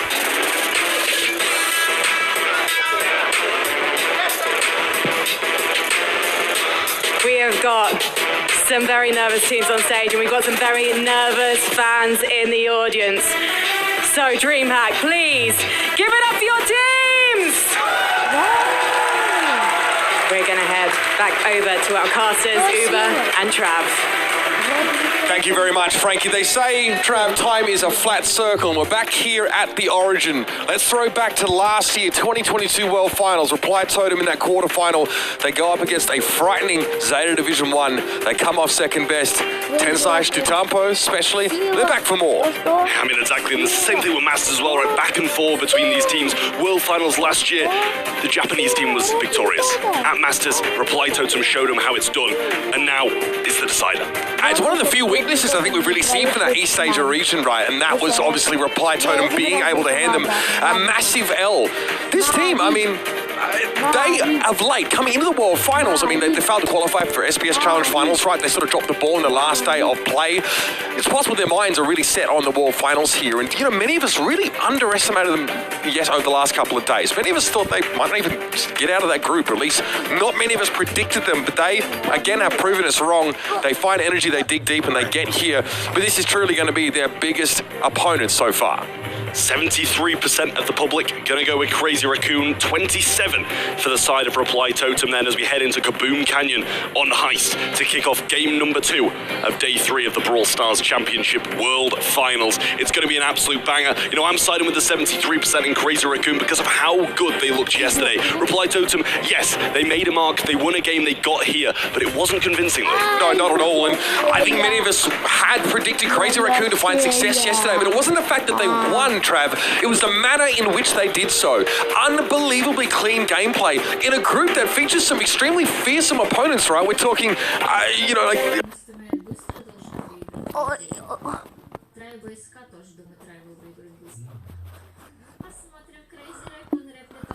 Привет. Компания Корделиуса тоже забанили. У нас ограбление. Начинаем с него. О, Чака забанили. Мы не видим Чака в этом ограблении. Джесси, которая могла бы быть с кем-то зарядом. И Калет тоже в бане. Хорошо, давайте посмотрим, какие пики соберут две команды. Crazy Con берут Гейла. Been showing its face so much on Kaboom Canyon and just in general at the Are moment. you concerned that it's a little exploitable to take it this early in the draft? Yeah, I think that's probably the case. You know, if they take some range, then they're not really going to have those slowing effects hitting them. They're not really going to be feeling too many of those blustery blows, and they're going to griff early on, which does outrange it. It's going to have some good DPS on the safe as well as that piggy bank to break the mid. I mean, we have two DPS machines picked back-to-back here by a Reply Totem. They both effectively outrange the Gale here, which means Moya's going to take a face full of coins or shots if he tries to get in range to have any real impact. Again, we've seen teams pick that Gale because they really value the jump pad, getting back into the center of the map as quickly as possible. Having an effectively quicker respawn means they can essentially throw themselves at it, and it might indicate perhaps a bit more of an all-in approach from them here, whereas Reply Totem look comfortable to try and keep Crazy Raccoon at arm's reach. They will, though, bring in a sharpshooter of their own. Yeah, I like the nanny. Obviously, that wall blast straight up to the side, moving to where the peep is, TP towards that safe, and it deals some huge damage when you do. Even if that damage gear is activated, you're going to be like 4.5k onto the safe per shot, and it is really huge to be able to do just that. You know, you were touching on that jump pad, but the thing is, it's a really nice response from Reply Totem. The piggy bank to break open the mid, they don't need that gadget, they don't need to be jumping over, they can just walk straight through. Absolutely. It may not be an issue at all, that terrain here for Reply Totem. We see Shitampo pick up the Tara here. Quite a few options. We see a lot of the more single-shot brawlers here struggle against the Hell from Beyond. Of course, Psychic Enhancer if you feel like you need that vision on some maps. And we're going to have an Amber here from Reply Totem. So it really, generally pretty long-range setups here for this entire team. Yeah, well, I like that. Burning down some of these bushes, opening up, allowing 8-bit to have a bit of a more free view of that mid. And at the same time, support from Beyond not going to be able to do as much work, because as soon as it's running towards an Amber, it's going to be burned straight through, piercing damage all the way through it. But I'm really looking for this Amber to get rid of those bushes early on. Yeah, and this is Reply Totem, your number 2 seed from the EMEA region, once again, just as they were in 2022, and once again facing juggernauts from the East Asian region in a quarterfinal. They're looking to rewrite history here and maybe run back the performance from Masters, but diving headfirst into our first hit already. Moya in the middle of the map, and classically, of course, that wall taken out. Nice pitch there from Joker to be able to get that vision in the grass, but burn down of the bushes already. Nice stuff from him. Shitambo's going to rotate over to the right-hand side and pick up Mori too. Joker trying to make his pathway down this left, putting some oil down. Should have this mythic gear activated as well, which means slowing value along with it. Joker taking a decent amount of damage here. Moya, despite being outranged by many of these brawlers, is giving as good as he gets, if not better. Maru going to be forced back here. Moya still occupying those bushes, and Tensai lights Maru up from long range. Now Crazy Raccoon can just get incremental damage on that safe. There's no hurry here. Yeah, same. Really strong stuff from CR coming out early on, but extra credits coming from Mori, burning down the exact same damage. That's what Crazy Raccoon have got in a matter of seconds. Maru burning through some of these shots, Gravity ready to go from Shitampo on the right, but he can't move any further than just that. Now, cards ready to be thrown out by Maru, can deal a lot of damage, and the burst straight through everybody as well. Look at Totem's safe though. It's taking damage this entire time, because Joker's been having a one-on-one with it here, trying to get Tensai out of the way, but this Nanny with the wall blast going to the back corner, and it's like Reply Totem were too slow to respond. Shitampo now from that right-hand side. Yes, they do finally get rid of the Nani, but at what cost? Yeah, just falling apart at the thoughts for him. Moya coming down this left-hand side, ready to slow down Mori. Gets in range, and Shitampo's going to be dangerous. Well, Super coming down. Joker's caught in it. Support from Beyond should finish him off. Now all three on the save, and that has got to be it. The piercing should finish this one, surely, but they're backing off and they're playing it slow. So instead he wins the race here. They might have a lot more burst damage Reply Totem, but the consistency is there for Crazy Raccoon. Mari trying to deal with another of those shades. Shitampo knows it's one more shot and job done. Crazy Raccoon don't need it to be a sprint. A marathon is more their style. Played that slow, didn't want to over-aggress, didn't want to overstay their welcome in that aggressive side of the map. So Shitampo just waited out, you know, sitting in that corner, maybe hit a Gravity here and then, but waiting for his team to re-establish themselves in that mid to be able to get that burst damage and get it done. It's such a control-oriented composition. Yeah, Murray can step up and in like one tap do 20% damage to that safe, but Crazy Raccoon don't give up mid. This composition basically says you are not walking into these bushes. Instant control from CR once again. Maru getting slowed down by these shots of Moya, and Tensai should be able to add some more damage in as well. Already got his peak, but Shitampo cleaned up on that right-hand side for the first time in a while. Poke damage from Tensai here. Hasn't popped the peep just yet. Lovely stuff. Lines up Joker, 2 hit by the Gale Force. Here's Moya keeps Maru and Maori at arm's length for now. And again, just a tap here, tap there. Here's the gravity, sucks Joker in. Maru tries to come to the rescue. And of course, an attacking Shade coming out of that dark portal gets a bit of free damage. There's already 25% Trav on that safe. Totem having a real tough time here. Turret now available from Mori, going to have that damage boost, but if he can't get anywhere near to the safe, he's not really going to help. There's the super coming in from Tensai, and Shitampo follows in too. Support from beyond on the safe as well. Huge damage coming in from that. 41% taken off the reply totem, and they're yet to even glance at the Crazy Raccoon safe. Crazy Raccoon absolutely not bothered about that damage amp on that left-hand side. Reply totem not in a position to set Mari up for success just yet. 41%. They have absolutely battered that safe down. Murray finally able to deal with Shitampo when an opportunity, a window for Reply Totem to step into mid. Well, as soon as they get that window, we see the War Blast up top from Tensai, and Moya should be dealing some damage to the safe, getting a slow down. 4 HP, and he does survive down on that right-hand side, but Maori going to move this turret further up, establish himself higher up the map, and try to get some damage down, as they're not even got a percent yet. Reply Totem moved the line of scrimmage finally into enemy territory, but Shitampo does not want to give mid up so easily. Comes on in, gets picked up pretty easily, so this should be an opportunity, but of course in the background, once more, you better believe it, it's Nani, Tensai putting pressure down and drawing Joker out of mid. Yeah, and getting damage too. He's going to fall, no. He comes around the back and he doesn't communicate it. Joker going to be able to burn Tensai down, but the rest of SCR going to be joining them on top. 30 seconds, even if Totem gets safe right now, they're going to need every single shred of damage they can do straight onto that safe, and they're going nowhere. Shitampo locking this down, Moya and Tensai joining them up top too. And this is a set to CR. Absolutely systematic deconstruction of Reply Totem's defense here. Yeah, they can get the kills and damage, but none of it's been on the safe. Tensai steps up once more as Shitampo from the periphery will make sure the job is well and truly done. 100% remains on CR's safe. And it lasted the entire game. 3 seconds was left on that clock, and they did not get a shred of damage on CR's safe. That is going to be worrying, and it begs the question, are CR just too good for the rest of our teams? Tensai with his cheat sheet here. It probably doesn't have too much on it, except just click heads. It was impossible for Reply Totem to gain map control, right? Up against the Gale, who, yeah, he's outranged. But if you can't see him, you can't really punish him, right? You can't sort of shoot him down from across the map. And as soon as you try and take that mid control, Gale Force is used, Gravity is used, all of a sudden you have nowhere to go. Even a tanky, durable brawler like that 8-bit cannot move up the map. And then, if there's any risk of Reply Totem going on the aggressive, okay, War Blast the peep in the back corner. And both Tensai and Shitampo could not be 1v1 by Reply Totem. It took more than one player each time to get them out of that position. I mean, this is just the pure mechanics, right? The reason Tensai has so many of these TPs available, the supers, the peeps, is because he just hits every single shot, and it's really worrying for Reply Totem at this point. If they're playing this well in a game mode like Heist, if you can't get any damage on safe, what are you going to be able to do in the other modes, where you can't just rush up the map and get damage? There's nothing particularly elaborate about the draft here for a Crazy Raccoon. I think that you mentioned it, the mechanics, I think on a fundamental level, there's a gap right now. Reply Totem, we know what they're capable of. We know what they did at Masters. We know they can stand up to a team like Crazy Raccoon, but right now, pound for pound, they are well and truly behind. Well, I'm pretty sure Reply Totem are going to have to rely heavily on winning the drafts to be able to have a say in any of these games. 8-8-7 for the side of Crazy Raccoon, with huge DPS coming out of all three of them. Maru, Joker, and Mori, 5-7-4. Not even the top player on Totem can match the bottom of CR. How do you feel in the end as we throw back real quickly to that Amber pick? Obviously, you want to burn down some of those bushes, but it didn't seem like it was able to make too much of a difference in the end.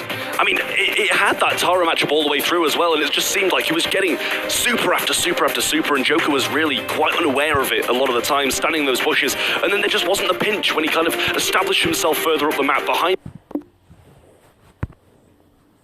Tensai's always on the left too. Absolutely. Punisher, right? Just destroy the health from beyond, ignore it virtually. Wasn't nearly enough before Reply Totem. So last stop comes up for our second set here in this best of 5. We'll be heading over to Gem Grab, and if you don't ban Max, you sure as hell better pick it. Yeah, Yeah, well, we saw that Luminosity proved the point that it's not just Crazy Raccoon who can use this brawler, so if you let a player like Tensai get his hands on that, forget about being torn apart. And I mean, they've just done it without some of their comfort picks. With them, what are Totem going to do? Absolutely. We talked about how important it is for Reply Totem to find success in the drafts. If they really want to have a chance, they need to derive some kind of advantage before the game even starts, we feel, to have a chance to stand on even footing with Crazy Raccoon. Righto, no max ban here. Sandy, though, taken away by Crazy Raccoon. Loon, of course, Charlie has to be removed. Amber taken away. Gale, of course, has really been hotly contested. Reply Totem see the Tara and they say, we want that first. Can't blame them for it either, especially with how well Shitampo played that in the previous one and how well it worked for Luminosity in the previous. Chino had that brawl and he was dominating the opposition. Crazy Raccoon have the next two though, I mean, with Sandy, Lou, Charlie all banned out, and the same on the other side, 6 bans across this map. It doesn't really leave too many options, but mids still need to be grabbed, and if you want a good mid, it's pretty much got to be your first or second hit. I feel like Crazy Raccoon, though, a little bit harder to ban out, especially, by the way, if they are picking first, because you only have 2 slots to do it. One of the first squeaks we've seen for this entire tournament. Yeah, I mean, the thing is, you know, support from beyond, it can get cleaned up pretty much by one shot of that squeak. It's all bunched up in the same place. So if you get a connection onto those, you quite often get a connection onto Tara and vice versa as well. Residue, obviously, very powerful, a bit of extra crowd control. Speaking of which, Rosa now has that in spades with those grasping roots. Our first hypercharged brawler of the draft picked up for Shitampo. I think we can't forget as well, Reply Totem and one of the only other teams who have picked up this max, so it's worrying for Crazy Raccoon to kind of let that slip as well, and especially when paired up with the Tara. If you use those, you know, in combination, max speed, gravity, it can really be devastating. Although, you know, there it is. You know, I don't blame Reply Totem for it. They're taking out Crazy Raccoon's hands and having one of their comfort picks. They're going to add Shelly to the mix, and that's got a good bit of synergy with that max. I mean, you said you're either going to ban it or take it yourself here. Crazy Raccoon happy to leave that for last pick, maybe not expecting Reply Totem to beeline for it here, but Totem, we know they got the mechanical prowess to get some value out of that pick here. In the Shelly, we know how powerful she has been through mid here. It's going to be the 8-bit. Pretty durable gem carry, of course, and being able to get out of dodge nice and quickly when under pressure with that cheat cartridge may pay dividends. I mean, the cheat cartridge is the huge selling point here, and especially when you're looking at the Tara on the opposing side. He comes at you with that super, you've got to get away from it, but you've got to be very mindful about the fact you can just wait it out and play it when you do TP back if the rest of your team's putting him under some pressure as well. So I think Reply Totem, they do have a very solid draft here. We've got to be very smart and very alert to the fact that Crazy Raccoon, they're so mechanically strong, they know how everybody's going to play, that they're going to be able to evade some of these plays. Maybe there's a world where Reply Totem are forced into playing the max here just because they can't afford to give it over. So let's see if they can get the same level of value out of it as Crazy Raccoon have in the past. Shitampo here. That residue on the right-hand side is going to slow the Shelly up for the time being. Already the speed boost from Joker to try and counter that out as Maru moves into the middle of the map. It slows all around, 2 residues and an unfriendly bush is coming in from Tensai on the left-hand side. Joker does take the gem lead so far, but Moya quickly reverses that as he picks up 2 from the spawn.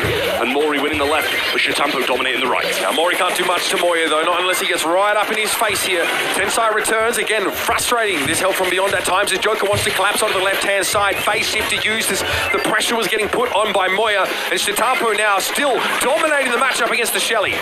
Friendly bush has recessed Joker's health and slows him down too. Mori gonna have this pull, might be better off using on Tensai here, does get him there. The super comes through from him as well, reverses it back, but still so low, and that's something that Mori can't lose. And Moya hoping to at least get a trade out of that one, but both Joker and Mori emerge after picking off the Rosa. Now Joker wants to go forward. Let's go pop to another phase shifter for a reposition. They really want to exploit Tensai here and punish him. Another gravity deploy, but Moya is able to find Joker. Now our gems are on the less ideal carrier. Shitampo, no gadgets left now. Shelly might have a bit more of a say in this matchup, but Joker's going to have to provide speed. Instantly, super going to come out. Believe it might be the slowing value as well. Mori going to go down. Gems back onto the head of Joker, which is helpful overall. But in this situation, 8 gems make that 9 from Crazy Raccoon. Something magical's got to happen. Trade-off spawn, Joker pops the super. A bit of a speed boost, but it really only allows Reply Totem to jockey for position. Lane swap here. Maru now gets the fight against Tensai as we head into the countdown. Mori, though, got a bit caught by the big blob bomb here. Ton of damage coming out from Shitampo. And Moya, hard to catch. Now, of course, he can use that cheat cartridge to reposition in a pinch if he needs to, but he won't have to. My goodness, look at that D for Crazy Raccoon. forcing Reply Totem right back. Picking them off one by one, and Shelly had that hypercharge but couldn't make use of it, didn't have a super, and when he was so close to getting it, they just cleaned him up before he could really make anything happen. Tough stuff for Reply Totem once more. They had a good start, but Shitampo had that right-hand side locked down, and Tensai even had a say in that Tara matchup on the left. They said you were waiting out as the Shelly for those residue gadgets to be used up, but by the time they were, there was too much of an advantage in gems for Moya.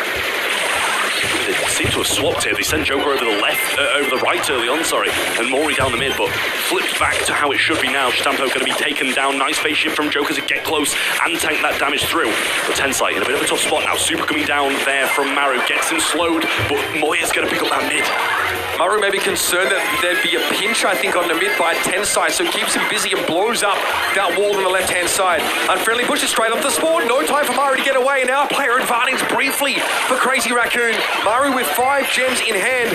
Moya a fair way behind here, but has way more map control as Maru and Tensai continue to do the dance. Speed was there. Should have got back into it straight away. Tensai's going to survive on this left-hand side. Moya playing through this mid, and Maru with the gems again. Never in the favourable hands for the side of Totem. Joker not surviving as well as he should have, but there's the speed, there's the hypercharge from Maru as well. Gadget placed down, residue on the right-hand side, but Tensai in the position of dreams on the left. Still only 3. Paltry 3 gems for Moya. Having to pick up another one now. Hypercharge popped by Maru as he transitions to the left-hand side of the map. Tensai unwilling to make use of his at such low HP, so he opts out of the fight. Mori wants to get aggressive now. Moya might be under pressure too, but Joker takes a licking from those 8-bit shots and has to take a sidebar. Play pigeon once more from Maru, trying to get some shots through, but Tensai moving over to that right-hand side, and this should be nasty. And following him, but 3 gems dropped there, and that's almost going to get the lead. They might be able to pick up. Oh no! Straight back to Mori. They did everything they can to defend Tensai, and he's still coming out on top. Support from beyond not going to get the kill either. One more gem needed for Crazy Raccoon. Boys to top, but they're under pressure. Joker comes forward and gets his 6th, but Tensai is still entrenched behind enemy lines, and that's a scary prospect when the Rosa comes to call. Here's the strong stuff. Tara forced away, has to use the gravity to slow Tensai down, when otherwise they could have used it to get the gems out of Moya. Force the super. Here come Reply Totem now as Maru blows apart Shitampo, but Moya has the gems. They've got to come forward. No super here for Joker. Hypercharge pop for Maru now, but Shitampo's running interference. It gets in Maru's way, takes him low. It is unbelievable. Moya hangs on in the final seconds, and Crazy Raccoon lock it up. 2 sets now for Crazy Raccoon. So close to a Totem reset. But the question is, could they have got them out? Could they have survived long enough to be able to bring that back to their side? Reverse sweep needed once more. It didn't pull through for Luminosity, but Reply Totem have a dream. And they have a very tall hill to climb now. We said we quite enjoyed the draft, actually. We felt the Reply Totem came out of that pretty well. They bring the max in of their own. It seems to have value. At times, really putting the pinch on Moya on the 8-bit through mid. Constantly trying to find those like favorable lane assignments, switching the Shelly into the Rosa lane away from the Squeak here. Some pretty insane moments, of course, that went down. You can see a lot of the time, though, they're trying to exploit Tensai early, get the Rosa off the map, and then try and pinch the other side. I mean, Rosa was just too strong. There's a Tara, there's a Shelly on both of the lanes. No matter what lane he goes to, it should be a pretty bad matchup, right? But it just never is. Tensai makes it work regardless, whether that's with the unfriendly bushes or some really nice defensive moments like this. And this was so close to getting the damage through. Maru gets the kill and even has the hypercharge to get close, but just not close enough to deal the big damage. Now, Moya is a one-tap there, basically, to anyone right at the end of that round here. Tensai has a tough job. He's on that Rosa, really trying to exert as much control as possible and be a threat from behind enemy lines. So no surprise to see here, maybe damage numbers struggling a little bit, but you can't ask much more from your mid there with Moya. 325 DPS and 7 takedowns. Scooping up those gems and being very slippery, very hard to catch with that gadget. Well, the same DPS across the way for both of them. It's here, Moya and Joker getting the most out of their teams. But I think the deciding factor was Moya just didn't go down anywhere near as much as Joker. Joker seemed to be dropping those gems quite frequently. Mori had to pick them up, get them on top of a Tara, who needs to be able to aggress, take risks. Hey, you're the initiator there, right? You need to set up those big gravities. Bouncy on deck now for what may be the final set. Reply Totem can't reverse their fortunes and quick. You don't get any breathing room in a game like this. It's do or die. And Crazy Raccoon, there were whispers coming into this, right? I think a lot of people base their expectations based on their Masters showing. Much has changed since then. This team seems to be back in form and not even Reply Totem can put a scratch on them thus far. Well, I think if they're going to do it at any point, this might be the point. Sharpshooters, not really what Crazy Raccoon are known for. They're known for that aggression. They're known for the maxes coming in very, very, in their opponent's faces. RT picked up from Joker can do both of those things. Can play aggressive, can play defensive, and the hacking gadget, getting the damage down when you need to finish off a kill that's so far away can be so useful. It's a great first pick, right? It's really versatile and gives you modality and plenty of options, especially with how things come to a head at the end of these bounty rounds. Having all-in potential seems pretty good. Hyper and Nani, taken off the map. I don't think Crazy Raccoon have any interest in contending with that, but they will take a sharpshooter of their own. Well, I like this Carl ban as well from Reply Totem. Not only is it good on this map, but it targeted as well. Through last World Finals, everybody knew CR were going to play. They knew it, but still didn't ban it and still got destroyed by it. Even if they counted it as much as they could, nothing would work for them. Meg's going to come down from Crazy Raccoon. Along with that, Mandy, a bit of aggression to go along with it. I mean, I'm not going to hold back. I really don't like Meg. But, people make it work, This is a Shtampo classic pick, right? We often see this one come out hot zone, even gem grab at times here, depending on the kind of map. We know just how powerful it can be. It's a real peak and trough, feast or famine kind of brawler here. The Crazy Raccoons seem very, very good at mitigating that loss of impact that Meg suffers when she gets knocked out of that mech. So look to see them really play around the de-suited Meg with more aggression to buy time for her to get back there. Tensai is going to be able to deal consistent damage here. Maru, though, we see a Sprout pick up here for Totem. Yeah, I mean, with Tick banned out by them, it kind of leaves that only logical thrower left as the Sprout. So I really don't mind that. Going to be able to block off a few entryways, especially that mid. You can block off the entirety of it and force someone else into a bit of an unfavorable matchup. I mean, yeah, it's going to be a 2v1, but if you've got someone you can exploit like a Meg on one of those lanes, then I think it's solid to push him into that 2v1 matchup.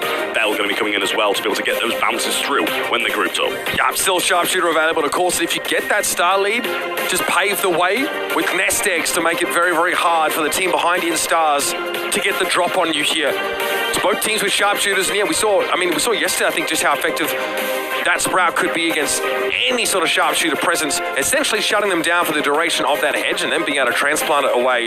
Very frustrating to try and deal with. It feels like a really well-rounded draft here from Reply to a bit of everything. Grom, okay. Thrower remaining. Crazy Raccoon, though, got plans of their own. I mean, I think the Grom's pretty good against the Sprout.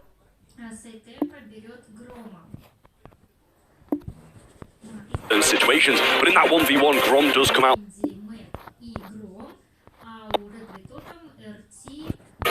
Your number 2 seed in EMEA looking down the barrel of another quarterfinal exit from the Brawl Stars World Finals at the hands of some of the same players.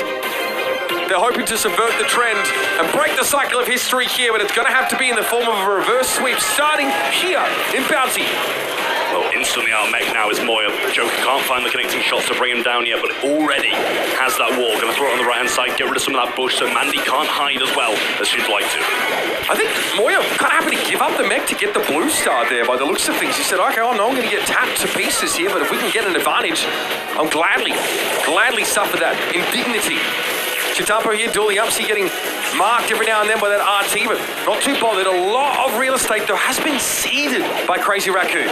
Joker juking so well. Tensai giving some extra wall here, possibly stopping Moya from pinching onto Joker as well as I'm sure I'd like to. There you go, nice position from him. Joker coming forward, finding a few shots. He's juking so well, perfectly. Tensai, you really yet to find a shot. Yeah, the Sugar Ray just leaving Maru standing, only just.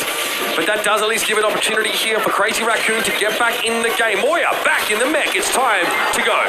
And he finds it now. Nice super coming in from the Mandy there. Cleans up the mid of Reply Totem. Mori got to make something happen in this long-range matchup. And the mech is back for Moya. Huge stuff from him and only 45 seconds on the clock for Reply Totem to mount an offense. Maru getting no easy taps here, but that head's thrown down to make it hard for Chitampo to punish Maru, who's trying to step forward and get Moya out of mech once more.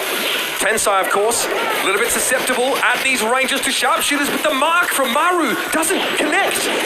Joker, what? Chitampo's low on this right-hand side, though. Can he get the kill? He's evading Tensai. Well, he does get it. Brings it back a little bit closer. Moya's low, and the bounce will flip it. Mori's got to survive this one, though. Tensai throwing nicely. He's too small. Just evades it. 15 seconds, and he's got to get through this choke point. Now, Crazy Raccoon have got to go on the offensive, but they lose Tensai in order to do so. Now, 7 seconds left in the round. Chitapo going to get tapped up. He has super available, but who can he go for? It's a 3-star lead, and that one goes wayward. He knows it's over. Finally, Reply Totem get on the board. Great start then. Well, great starting bounty, I should say, from Reply Totem, because the rest of it hasn't been so convincing. I mean, you're right. Don't need to forget those last 2 sets. If you're trying to reverse sweep, just pretend it's a 3-0 from here on out. Yeah, well, I mean, Reply Totem really not in the best spot coming into this one, but they played it patient. They played it so smart, waited for those opportunities, and found them perfectly. Moya went really aggressive and lost the mech off start, which did lose them a lot of value. Can he stay in it this time? The toolbox will tank, and he will. There's a sense here that this team from Crazy Raccoon is designed to pick up the blue star and try and play safe for much of the rest of the game. And when they have to go aggressive and they, for example, don't have a mech, it seems like a very dangerous proposition. Oh my goodness, Maury! Yep, got the mark, got the kill. Reply Totem now with that 1-star lead. No blue star required. Yeah, that's the hack I'm talking about. Toolbox going to be tanking that shot, but a kill on the left from Maru. Beautiful from him, and Tensai compromised as well. Moya on the right, out of mech and in a tough position now against this RT. Doesn't have the range, doesn't have the damage, and doesn't have the HP. Reply Totem now, they could ease into this. They could take their foot off the gas, but I somehow feel like the opposite will be the case. Murray daring Moya to try and challenge here. Maru as well, tapping Tensai up as he tries to move up the map. Grom struggling to get direct damage. This Joker definitely steps into the corner of that 4-star throw. Another hack on the right from Mori there to get that kill. Gadget secures it against Moya. And Chitampo marked up in this matchup on the left-hand side. If he stands still, he's going to be in a real tough spot unless he feels really confident about it. Has the super, though, and that can be dangerous in the closing seconds. Same if a Grom bomb does come down. 5-star lead. It's huge for Reply Totem. Chitampo also marked up by Maru, so if he tries to go aggressive, he could be on the wrong end of it. Maru gets the mark. We got caught by the Sugar Ray. Chitampo walks, though, into that nest egg, but there's no follow-up here. 4 plays 6 with 27 seconds left in the round. Yeah, throw a match on the right is going Joker's way so far. Mori now just trying to fend off Moya, trying not to give him that mech, but at the same time, he's got to get some shots. He's got to stop him from pushing forward, so he's going to be able to do just that. The hack onto him once more, shouldn't be able to survive too long. Rombom comes down, Joker made him beautifully. Tensai falls, and they extend the lead. How do you come back from this one? You have a mech out of mech with a big job to do, and I don't think it's happening.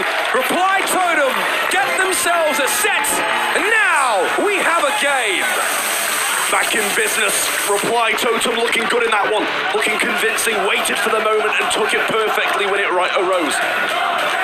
Feels like the strategy there, I want to rehash this a little bit from Crazy Raccoon. A little one-dimensional. Get us a blue star, sit back, sip a pina colada. But Reply Totem refused to give them that space. And if you can't win the sharpshooter matchup, you fall behind 5 stars. You've got to find a way to get aggressive. But then you're depending on having a mech, and most of the time, Moya did not. Yeah, I mean, the Totem fans getting behind them as well. After this win, I mean, they're going to need a lot of momentum on their side. Yes, they might have it in game, but the fans screaming, shouting, helping them out from the crowd as well might go quite a long way. I think it's important as we look over some of these moments for Reply Totem to be reminded that Crazy Raccoon are fallible, that gods can bleed. See, this was when Maori pressured that back corner against Chitampo. Really, really important momentum builder for this Reply Totem roster. See Moya, every time we look at him, no mech, no problem for Reply Totem there. Tensai struggling in the thrower matchup there as well. The sprout play was absolutely sublime. Joker was juking pretty much perfectly, really, really well. Throughout the entire game, I feel like maybe we saw him get 1 Grom Bomb across 2 sets, which just isn't what you need. You need to be getting those frequently, using those in the closing seconds. And even when he got it in that closing second, Joker evaded it anyway. He just knows how to play against that Grom literally perfectly. I mean, you said with Tick banned, Sprout seems to be like the only really good option, and then the other throwers feel like you're a little bit medium, right? I mean, Grom, if you have good mechanics, you can absolutely avoid a lot of that damage if the Grom bombs aren't being generated relatively frequently. The Mandy looked fine, right? A couple of big supers there that did connect in an uncanny fashion, but a lot of them didn't result in kills. And if you get marked in that sharpshooter matchup and you're behind in stars, you can't come forward. You can't try and remediate that deficit of stars because you're taking far too much damage. You can't win trades against anyone once you've been marked, and that thing doesn't just fall off you. You are stuck with it. Yeah, And a few kills from the Gadget as well. The RT really showing its value there. Mori, obviously championing that brawler, really did so well for him. The Gadget is a huge thing for him. You know, he didn't even see him drop his legs once. Didn't even see him play defensive. Didn't even need to, because they really weren't in that offensive line. Usually it's Meg going aggressive, but there was no Meg, so she couldn't. Trav just beaming ear to ear, I think, because he's starting to be proven right in terms of how he feels about that pick. Brawl Ball comes up next. Super Beach, of course, characterized by that triple row of unbreakable boxes just behind the mid. Get past that, you can shoot for goal without being right in front of it here. Crazy Raccoon on Brawl Ball, not a terrible prospect here. Reply Totem have to win it out from here. Well, they got the fans behind them once more, screaming at the camera, ready to roll, going into this draft. Super Beach, they need this set and another. Crazy Raccoon, just this one to close it out and head to the semi-finals. Nita will be the pick, and the first one from Reply Totem. First pick, Nita. Is this out of left field for you here? I mean, again, we've seen it can be exploitable. Very powerful if you can start to cycle those bears, though. I mean, different map, but we saw the first pick Nita yesterday from Foot in that closing set, and it did not pay off whatsoever. I feel like Nita, you know, if you know what you're being, if Crazy Raccoon know they're going to run into it, it can be so hard to play as that first pick, but Reply Totem clearly have a lot of faith in that brawler. Sandy and Spike, the mid-range brawlers, kind of just about being able to, you know, take a bit of range advantage over this Nita, and the Sandy can obviously put her to sleep if she does get in range. Really powerful side laners. The Sandy stun is, yeah, like you said, unbelievably powerful, and that is, it's barely targeted, really. Get close enough and you will connect. Sandstorm comes down, creates a huge amount of space and that extra survivability from Moya, not to mention, of course, the hypercharge potential. Reply Totem again go for the max. They say, again, we cannot afford to give this to you. We'll make use of it ourselves. Yeah, I mean, they see the Sandy, they see the brawler that's got the best goal-scoring capability in the game, and if you pair a max with that, you put her in those positions to do just that, get those goals. So they don't want to provide the max to Crazy Raccoon. They might have not liked it the best themselves. I mean, they're going to pair a Roses, so clearly they had a game plan going into this one. You can't complain at this Reply Totem comp at all. I'm really liking what I'm seeing. But Crazy Raccoon bringing the Maisie knockback ability for that Rosa, and I think it's a solid pick from them too. Again, more hypercharge. It means that, you know, once you pop that shockwave, and of course you can disengage. So you have insane mobility, and you're very serviceable rather at mid to long range, plus a damage spike in hypercharge when you pop that super. It's strong, but you are dealing with a very tanky, very mobile composition here from Reply Totem. So as usual, we expect Crazy Raccoon's mechanics, they'll have to be on point. Yeah, I mean, the thing is as well, not only have they got the max speed, they've got the hypercharge speed coming in from Rosarella. If you pair both of those up, oh my she's God. going to be cruising. She's going to be cruising towards the opposing team, and with the slowing value around her as well, it's going to be solid. But he's actually brought in some more bushes. Grow Light is going to be the star power of choice instead of that unfriendly bushes. Tensai, as we expected in the mid there, as the powerful side laners of Spike and Sandy go at it with their opposite numbers. Mori, though, wins out against the Sandy. Tensai and Moya look to back away as Joker gets picked up by the shockwave. Mori will hope to threaten here. Lurk on that right-hand side, but Shitampo's back off spawn. He'll collect that ball. Maru the bear, though, and Faux Fur used as well to get the shield activated onto it. Moya going to come forward, but not going to find anything against Maru here. The bear doing so much work. Tensai's got the knock, but he goes down as well. No stun defense. And Reply Totem carry on from the previous set. Drafty's disgusting. We'll talk about how durable this Reply Totem is. And then the Faux Fur bear on top of that. That's 3 tanky brawlers and a max versus 3. That's gross. Maru here tries to step forward. Will be brought down, though, as the Sandstorm dissipates a player advantage for CR. Yeah, Joker's going to be able to get that dash with a sweet dance from Shitampo, sends him to sleep and puts him down. Tensai getting forwards with a hypercharge, but Maru's got the defense cycled out, and CR have the answer to the Rosa. 1-1. Not just that, but look at the supers they built in that fight. They are ready to go off the rip once more. Tensai comes in, disengaged, shockwave combo. Maru, though, going to pop that hypercharge, and Shitampo can't do anything about it. Only the trade, though, the use of that ability, that's a hefty price to pay, and Joker walks into Tensai now. It's up to Mori to hold the door. Duke's well enough to be able to survive this one out then, but Moya has this super, and Maru's not going to like the look of that. Just gets on the edge of it, slowed down for a little while, but Joker comes back in, pass to the right and a clear. It's so low. Maori, he gets Tensai down. Bear coming in 2. Gadgets should surely follow. It's a 1v1, and Maori's duking well. Leave the ball cornered for the time being as Reply Totem not at their full strength for the time being. Shitampo having to expend shots on that bear. Buys Mori a lot of space on this right-hand side. Spike super available here. With that hypercharge, keep an eye on it here as we head into the last 25. Yeah, I mean, I don't mind this overtime for Totem as long as they've got a speed and as long as Chitampo doesn't have the super. There is that hypercharge super from Moya, but no value. Wasted super, wasted hypercharge, starting from square one, heading into this overtime. Maru taking some fire though, doesn't want to feed Chitampo before this clock hits 0. This overtime look for Reply Totem is a bit frightening, I'm not going to lie to you. So much mobility, the durability also there in spades. Here we go. The barriers come down and Maru's out in the open. Gets brought down very, very low. Sandstorm is huge now. Crazy Raccoon can advance under cover of the swirling sands. Ball still caught up, but Mori might be in trouble here. That shot didn't quite connect from Tensai, but eventually they bring the Nita down. Mori tries to step forward, but the shockwave's going to knock them back at 3 versus 1. And Crazy Raccoon, they're hungry. Blood in the water, and Shitapo will walk it in. Match point for Crazy Raccoon coming up next. Reply Totem start well, but Crazy Raccoon have the answer to what they were bringing to the table. Maisie doing God's work there, up the top of the field, getting slows, getting double hits, getting the hypercharge through as well. And Crazy Raccoon moving into a great spot. Definitely felt like they initially were a little shell-shocked, right? The faux fur maybe caught them off guard. There were so many things to be shooting at, but eventually the power of this composition, how effective Sandy can be, Maisie just being unreal right now on attack and on defense. Crazy Raccoon are steps away from a semi-final berth, and once again eliminating Reply Totem from an international tournament. Well, CR in a good spot to deal some damage now, but Totem gets this super. Going to be able to use that, and all the grass being built by Maru is going to be so helpful for them. Mori moving forward in a good position to deal some burst damage. But Moya relieves some pressure, now he gets this super. Clearly hit a good amount of shots here, and Maru focusing around his left. I think there was a Sweet Dreams miss there as well, but Tensai coming forward with a good super, and now the aggressive push surely should be a goal pass to the left, and Tensai is going to slot it in. He actually missed the ball, but just gets it in with the help of the super. It's unclear what Tensai if he's trying to very quickly pick the ball up and super shot or use that super. Either way, they managed to get what they came for there. Keep Maru low on HP and blow Joker up in the middle seems to be the strategy. Here comes the Max, so he wants to go with the phase shifter, but the shockwave says no. Just Mori defending this one out now. 1 goal between Crazy Raccoon in the semi-finals. Reply Totem looking good on this defense though. Mori holding off well, but Shitampo 1 super and this could all be over. Tensai has his, just looking for the hypercharge. Moya, hypercharge in hand already. Super's there. Tensai gets his stun on Joker as well. Shitampo's going to get the kill. Moving forward, CR going to get to Reply Totem. Out of there.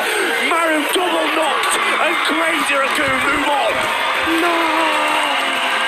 Once again, the East Asian region rear their head and say, we'll be taking a spot in the semi-finals. 1 set dropped here, and in fairness, they looked a little bit shaky, but outside of that, absolutely squeaky clean. And again, a year on, once more, Reply Totem must succumb to the Kings of Brawl. Crazy Raccoon on a collision course with every single European team at the moment and knocking them out one by one. Footy Sports yesterday, Reply Totem today, and maybe Zeta Division next. Oh, imagine that. Zeta Division again, getting to speak to them. They said, we are definitely concerned about the prospect of going up against Crazy Raccoon in the semi-finals, but they expected to have to do so, as did we. As much as we enjoy Reply Totem here, Crazy Raccoon have looked to be on another level. Nobody really sees any reason to doubt them. Shitampo chasing his 2nd World Championship, Tensai chasing his 3rd. This team are absolutely stacked and they're ready to run the gauntlet through the competition. Let's have a look back through this series, especially this Brawl Ball here, because you said you love this totem composition. The Max double tank looks very powerful here. But I don't know, man, these individual mechanics in the end. Yes, and they had some great answers. The Maisie for the Rosa, you know, and all these mid-range brawlers down the sides. And they even had that Rosa versus Sandy matchup. Didn't really even move the spike onto it to deal with him. Had those Sweet Dreams when he needed it. Almost a mess up there from the Tensai, not grabbing the ball, but managed to recover, get that super off and get the knockback anyway. Unbelievably powerful. It's just those final moments here again as Maru forced back once more, and even that durability of strong stuff is just not enough, you know. Another day of the office, it almost feels like for Tensai there as he takes his headset off. 11 eliminations for him. Joker and Maori both really having a nightmare of a round. Yeah, tanky as they were, they did not have the damage output to force Crazy Raccoon back to their own side of the map. tough there for Reply Totem, yet again knocked out in the quarterfinals by the East Asian boys.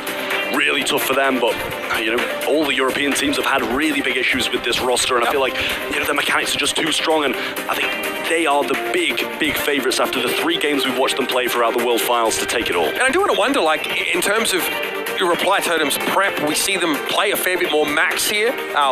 Prior to this game, we're saying, it's only really LG and CR that are trying to do this. I wonder to what degree they're kind of being forced into certain draft patterns that then Crazy Raccoon feel comfortable enough trying to exploit. It's not like picking max as a detriment to your team, right? But we've seen teams up until this point just go away from it. There's been no point. You either, you know, you don't ban it. We're going to leave it till to pick it up ourselves and try and make it work, and maybe on the fly adjust our strategy to account for that. Let's talk MVP here, Trav. Quite a few candidates here. I really think a few of these Crazy Raccoon guys on separate maps were able to really shine here, especially by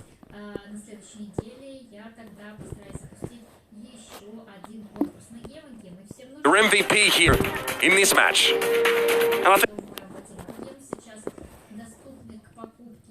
definitely showing his worth in some of those later game modes. Brawl Ball specifically played that one really well and was, you know, the cause of a few of the goals. Yeah, and again, played into some tough matchup, right? On that gem grab map, he's on the Rosa playing like a fairly long side lane there and is honestly just getting leapt upon time and time again. But he's like, fine, I bring the utility. Comes off spawn, uses unfriendly bushes, gets information, slows people down, and is able just to leap upon them before they can get back towards the middle part of the map. That's just one piece of what Tensai is able to offer to this Crazy Raccoon team, and it's no surprise that he's now chasing his 3rd World Championship here in Brawl Stars.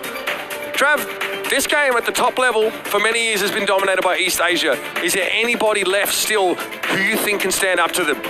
I think the boys up next. I think SKMN are one of the only teams who are probably going to be able to do so. Same with Tribe Gaming, maybe down the bottom, and SK Gaming as well, but they've quickly dealt with quite a few EU teams, so I'm putting my faith in the NA boys because we've had quite a good few matchups as well for those NA teams, and they've really proved themselves. Let's have a look at the bracket once more and get you reoriented now as we head into our next quarter-final game.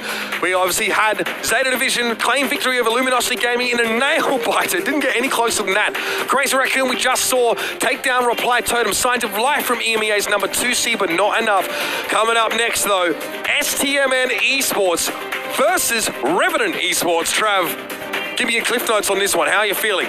I mean, it is a big game. I think we know who the heavy favourites are. STMN Esports played so well yesterday throughout their groups, managed to just really deal some huge damage to those teams that they did face. But Revenant Esports, on the other hand, you know, coming through in that seed number 2, they had some issues. They struggled against Luminosity, and yeah, Luminosity proved themselves today. They went double match point against the Titans of Zeta. But I think at the same time, STMN have got to be the boys to come out on top. No doubt about it, Revenant, that Group A ended up being a lot more hotly contested than we thought. And that's the question, have Revenant been able to make use of that gauntlet, that baptism of fire here at LAN? Because STMN, they love the sharpshooters. Bobby looking great. Sands, incredible so far. I'm looking forward to seeing how fresh-faced they are today. Let's bring them out on the stage. Frankie will assist in that regard. I will assist as well as I can, hopefully with DreamHack Winter to help me out as we welcome on our next 2 teams. First of all, from North America, please welcome STMN!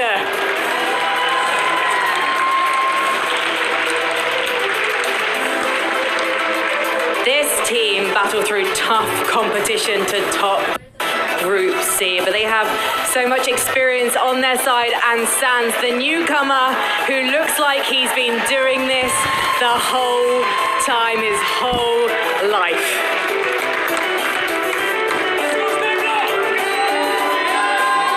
And their opponents, making history for India today, it's Revenant Esports!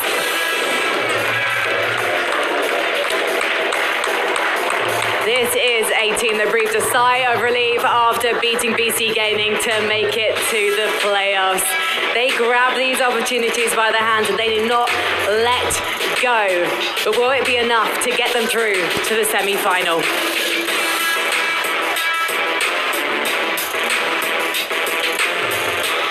DreamHack Winter, please let these teams hear you. I said I can't even hear you. Let these teams hear you. I like it. Let's head over to Suit Corner to cast this one with Ark and Uber.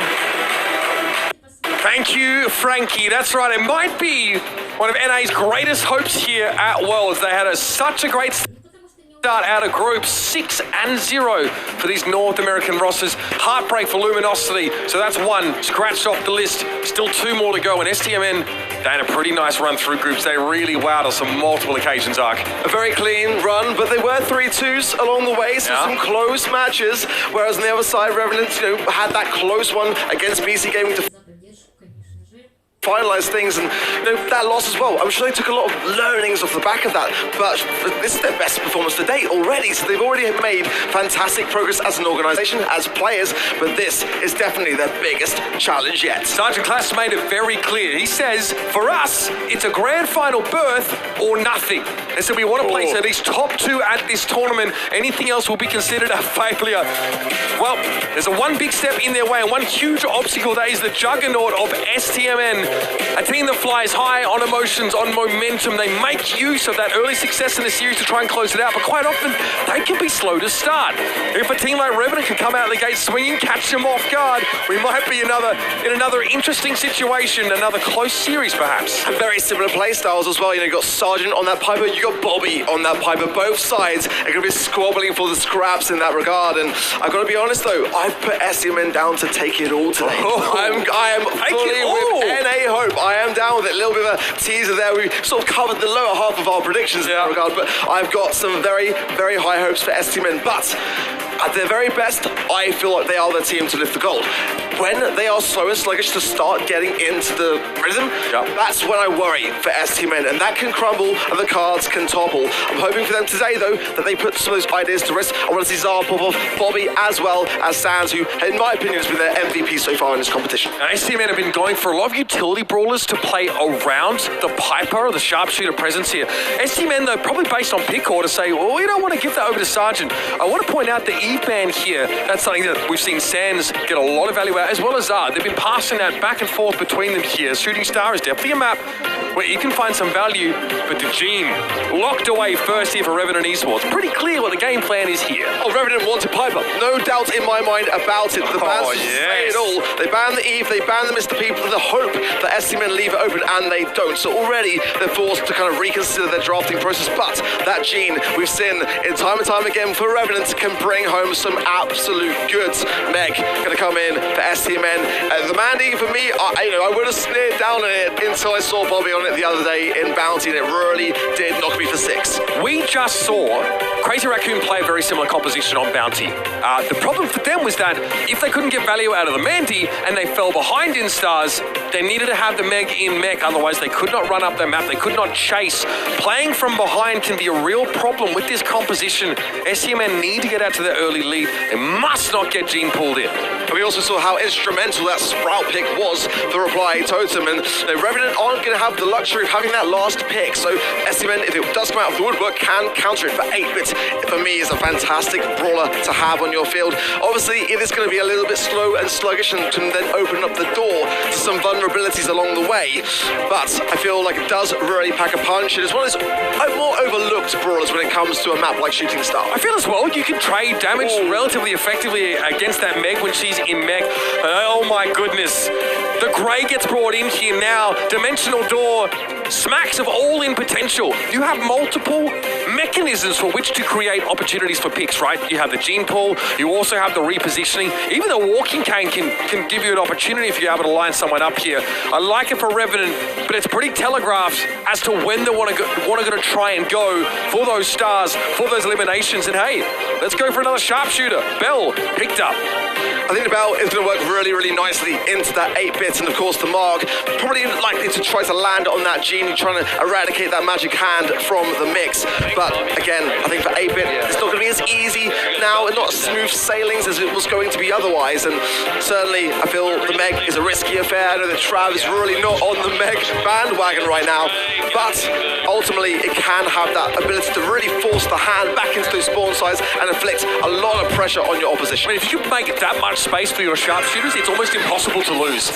That's really what Sands is going to look to do here. Trade some health and potentially the mech here for the Blue Star. Okay, Walking Cane comes in, but all of a sudden attention turned in Sergeant's direction. He's one tap away from getting picked off, and Sands says, no mech, no problem. We got Blue Star and we got 2 extra. Yeah, a little bit overzealous there for me from Sergeant's side. It was 1v2. It was never going to be going his way. Let's see what Response can achieve here. Looking for the Walking Cane connection now, coming around, just trying to get a couple of taps along the way.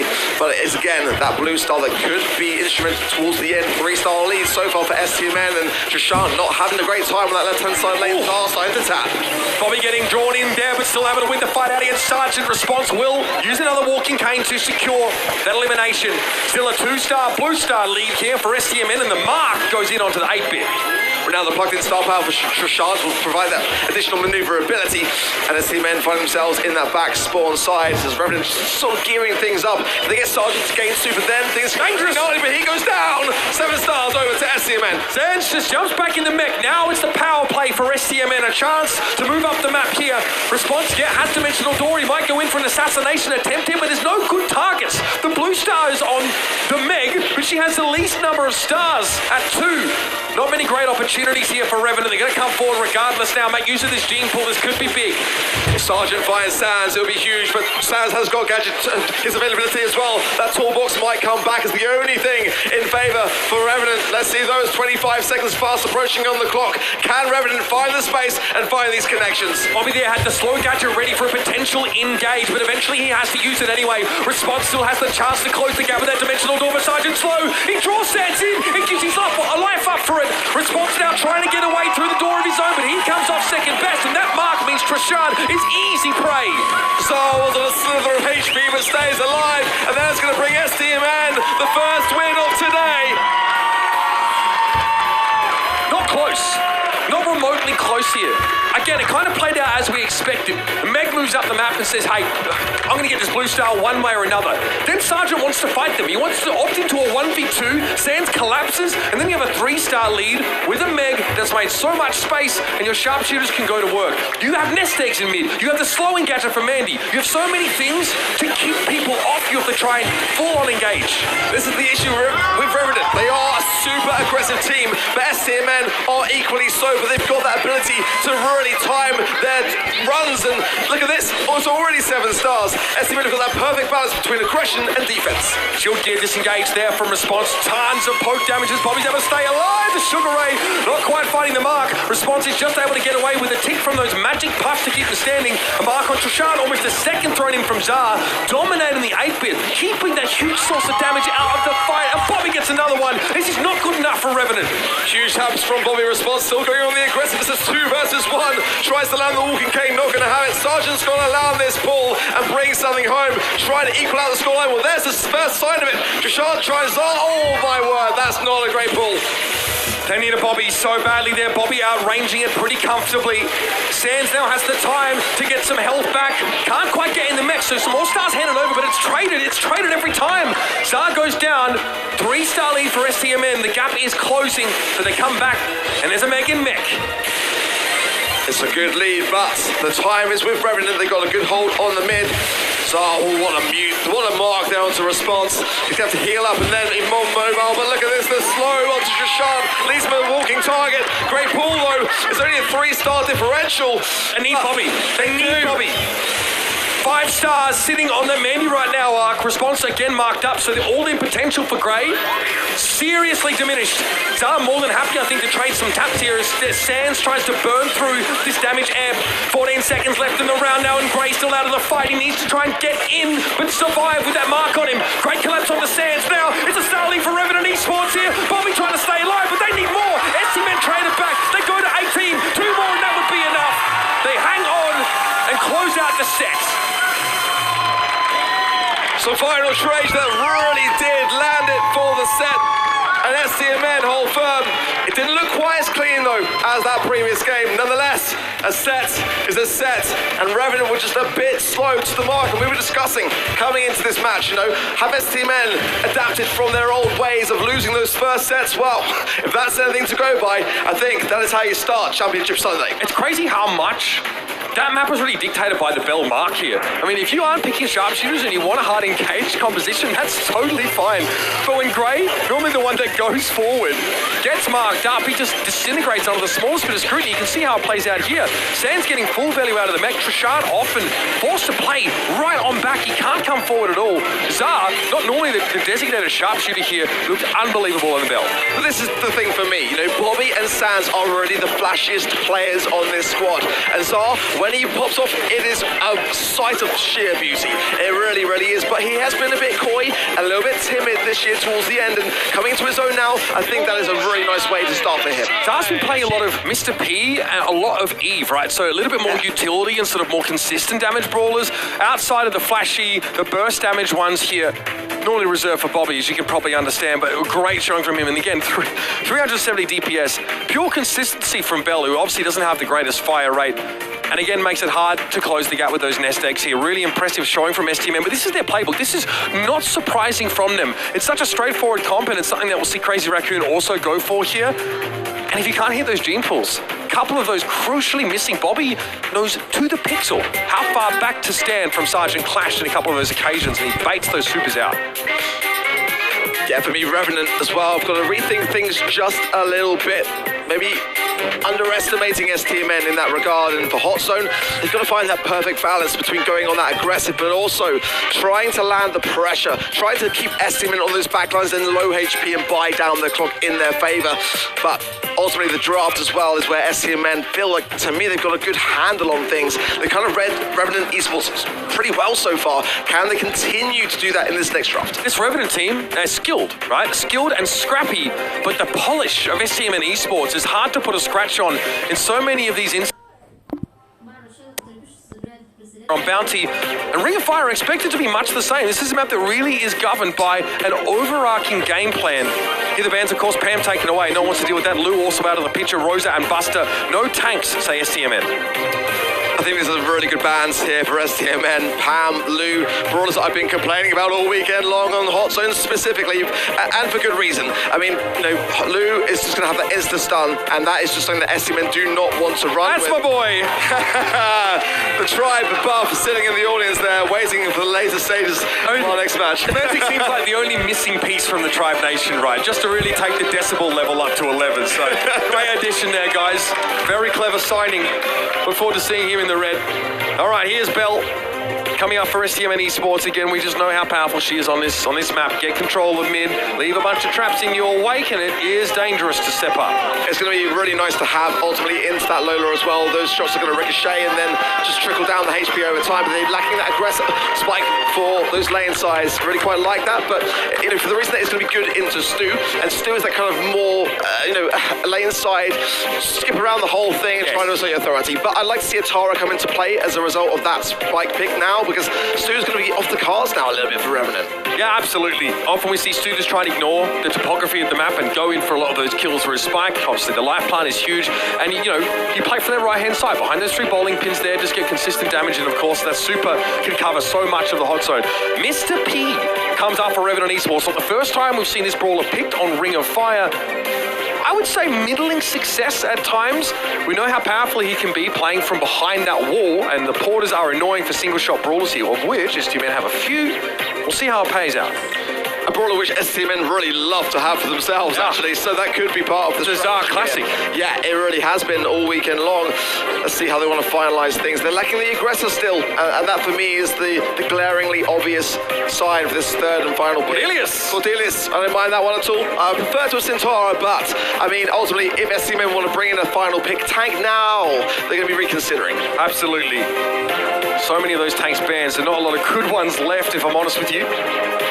Can you play Meg here? It's something that they could consider doing. It's going to be really kind of hazardous with that Cordelius, who can just effectively bring you into the realm from that middle little pocket. I mean, you know, getting you off the objective, having no time there, and Meg has that kind of larger HP, larger, you know, hitbox. Jesse, for me, I think I quite like. It's going to be very slow to gain hypercharge, but the Colette ban means that they're kind of forced to consider something like that.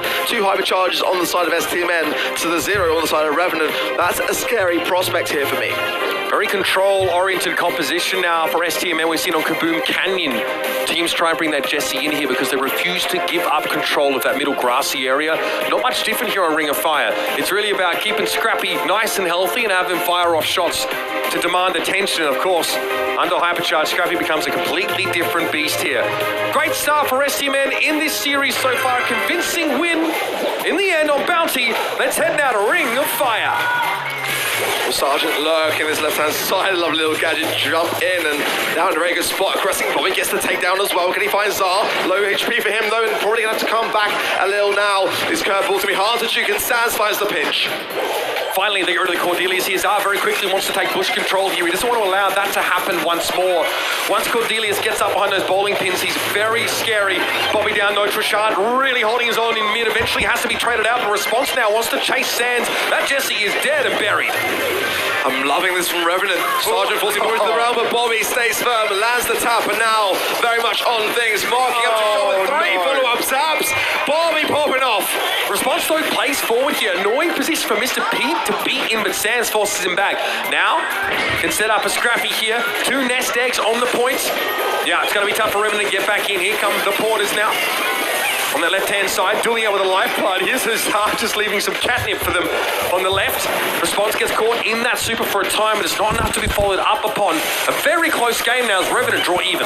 Sharp pops the nest egg and will go down, leaving Sergeant in a 2 versus 2 scenario here. Bobby and Sands both landing things. They've got to get back on the zone now to bring things to tie. Response to the left-hand side. Good. He's going to go down so easily here, and now we're tied game. A pinch from Bobby to the left-hand side, knowing that Zar needed help against the Porters, and they get the brawler elimination to boot. That is just next-level mind link here. No connection of the mark there on response. Sergeant trying to step up here. Sands with a turret, but not real good opportunity to set it up. And nest egg eaten by Trishard at a good time, to be fair. Take it away when there's no risk of getting picked off instantly. Now have to dodge the taps, and Bobby wasn't born yesterday, my guy. Sergeant just gets over that left-hand side just in the nick of time as well. But now, look at this, 75% in closing. Revenant needs to get on the zone right now. They've only got 20% left of time. Sergeant forces Zara into the realm, but Bobby is the person they've got to get off the zone. He's still there. It will not be shifted. A mark on the Sergeant here. Just one shot would do it. Response goes to 28. Bobby almost in 1v2 territory there. STMN have to wait. Here comes Sands. Would like to build a Scrappy up, I'm sure of it. Trying to go the old-fashioned way with some of these shots. And that's a big old turret on the point here. STMN say, this is our house. Sands couldn't have got Hypercharge at any better time. Or any later, if I'm honest with you. Yeah, it took a while, but when it was there, it was what won the game as Revenant were clawing things back. And I was worried for STMN. That's the best showing we've seen so far from Revenant, and that gives me a little bit of hope. Draft is good. I think the Cordelius is really scary to deal with. And like you said, he can use his super from safe territory, right? Take someone out of the game, make it impossible for them to contest. And then Mr. P, constantly a nuisance over the course of that round.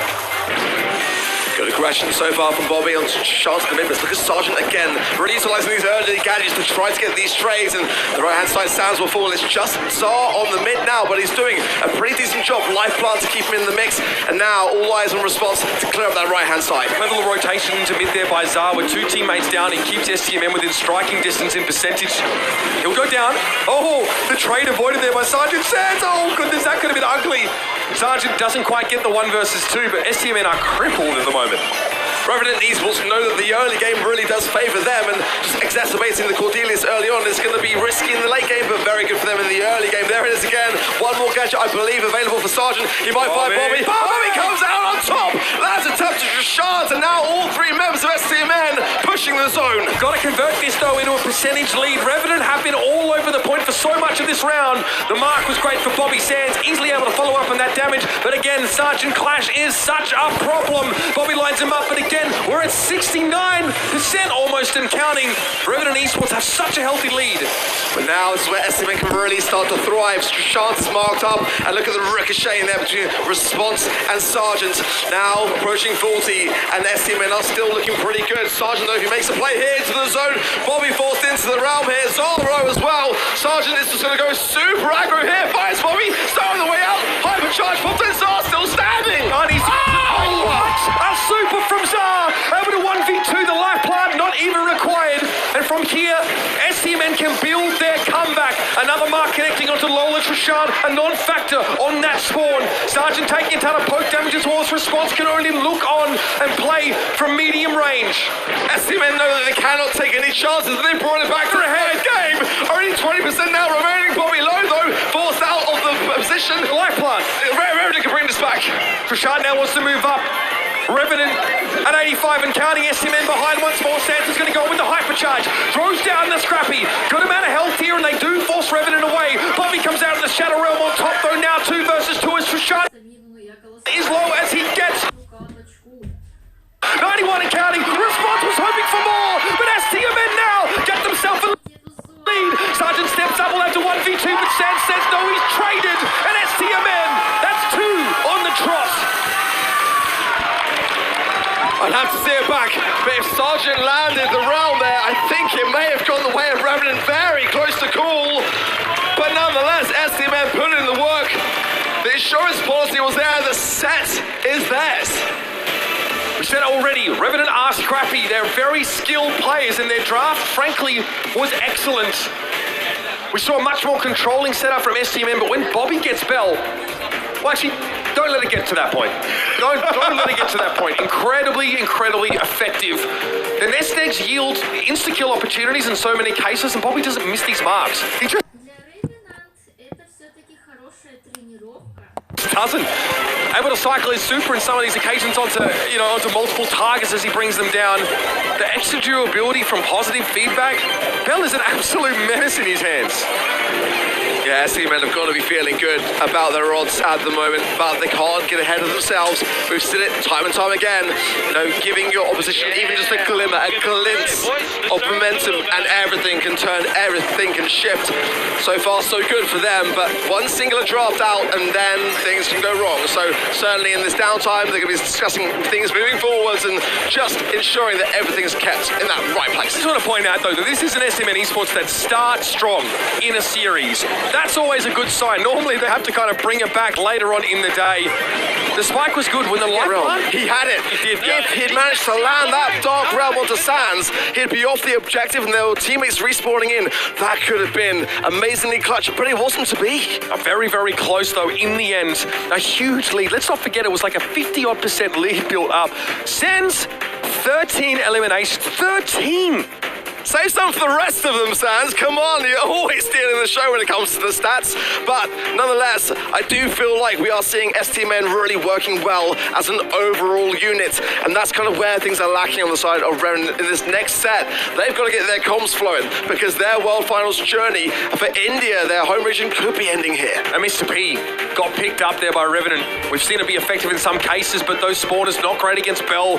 Just hit one of those porters and then the spawner often gets hit very, very hard, have that bounce around. To give themselves that boost and show and prove to us and to the world that they can take NA all the way. But a lot is riding on this, and sometimes that pressure, that tension can get the better of people. Looking for a loop band, it is there on the side of Revenant. Cordelius, those still available. Willow band, Barley, and the Dynamite triple thrower for STMN. They want to eradicate the control-based game first. Pick a spike, very safe idea. A good tank counter, of course, and the hypercharge, devastating. But that Stanley band, I've got to say, is really quite an underrated one. We've seen Stanley have such a high win rate. So that, combined with the loot and then the Charlie as well, is a good starting hand for Revenant. Maisie is available though. That's something we've seen teams really look to try and bring in. In that previous series, we saw a very tanky comp from Totem. The Nita, the Rosa, who might add is available. They brought her in with Grow Light as well. Just given the way the map is a little bit less sparse, more sparse rather. There's Maisie picked up by Revenant.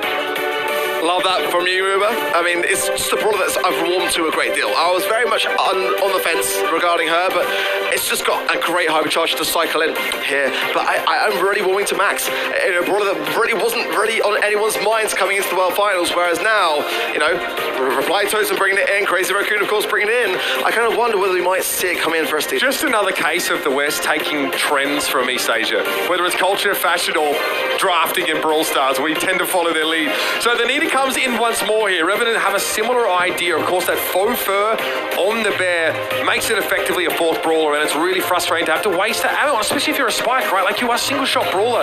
STMN might consider a way to get around this, but it's not as if it's as easy as dealing with Tara's, Hell from Beyond. Like, you can't just get an AoE brawler and be happy with that. Cordelius, though, I love it. It's been so powerful and stewed around things out. Okay, hyper-mobile, hyper-aggressive, with the Spike really being that point of consistency, the rock here in a side lane for STMN. I wonder if it's going to be Gale. Normally you see the speed zone with Stu, and if that is the case, then there'll be no wall break. But ultimately, if they do see the Gale, they could then change that gadget going in. Buster, ooh, that's actually quite a tasty one for me from Revenant. Again, Cordelius is going to have a relatively decent matchup into it and forcing it into the realm, but you can do the same with Nita as well. The Cordelius for me is probably my favourite pick actually on the side of STMN. Look, I like the Buster because once again that gadget has proven to be so powerful. Slow-mo replay, very important to stop mobile brawlers in their tracks, or at least sort of divert them. We've seen it against tank compositions, right? Against Daryl's, for example, just tug him out of the way, make sure he can't get to your squishy brawlers. And also against Stu, right? Yank him on in, stun him up for just a moment, long enough. Just got to hold Stu in place for long enough to get rid of him. But Stu, the room for individual skill expression is unreal, and that's what I'm looking for from Bobby. He's delivered so far this weekend. Very low here. Oh no. Yep, easily gone down for the curveball, and Bobby tries to find the angle, can't get the goal, but the ball's still there. Response to come in and just trying to deflate this push. Yeah, pretty frustrating for STMN. The bear timing pretty good here from Trishan. You really feel like they were looking to convert that 3 versus 2 into a goal. Bobby with some wall break here. He wants to deny Nita these safe havens across the map.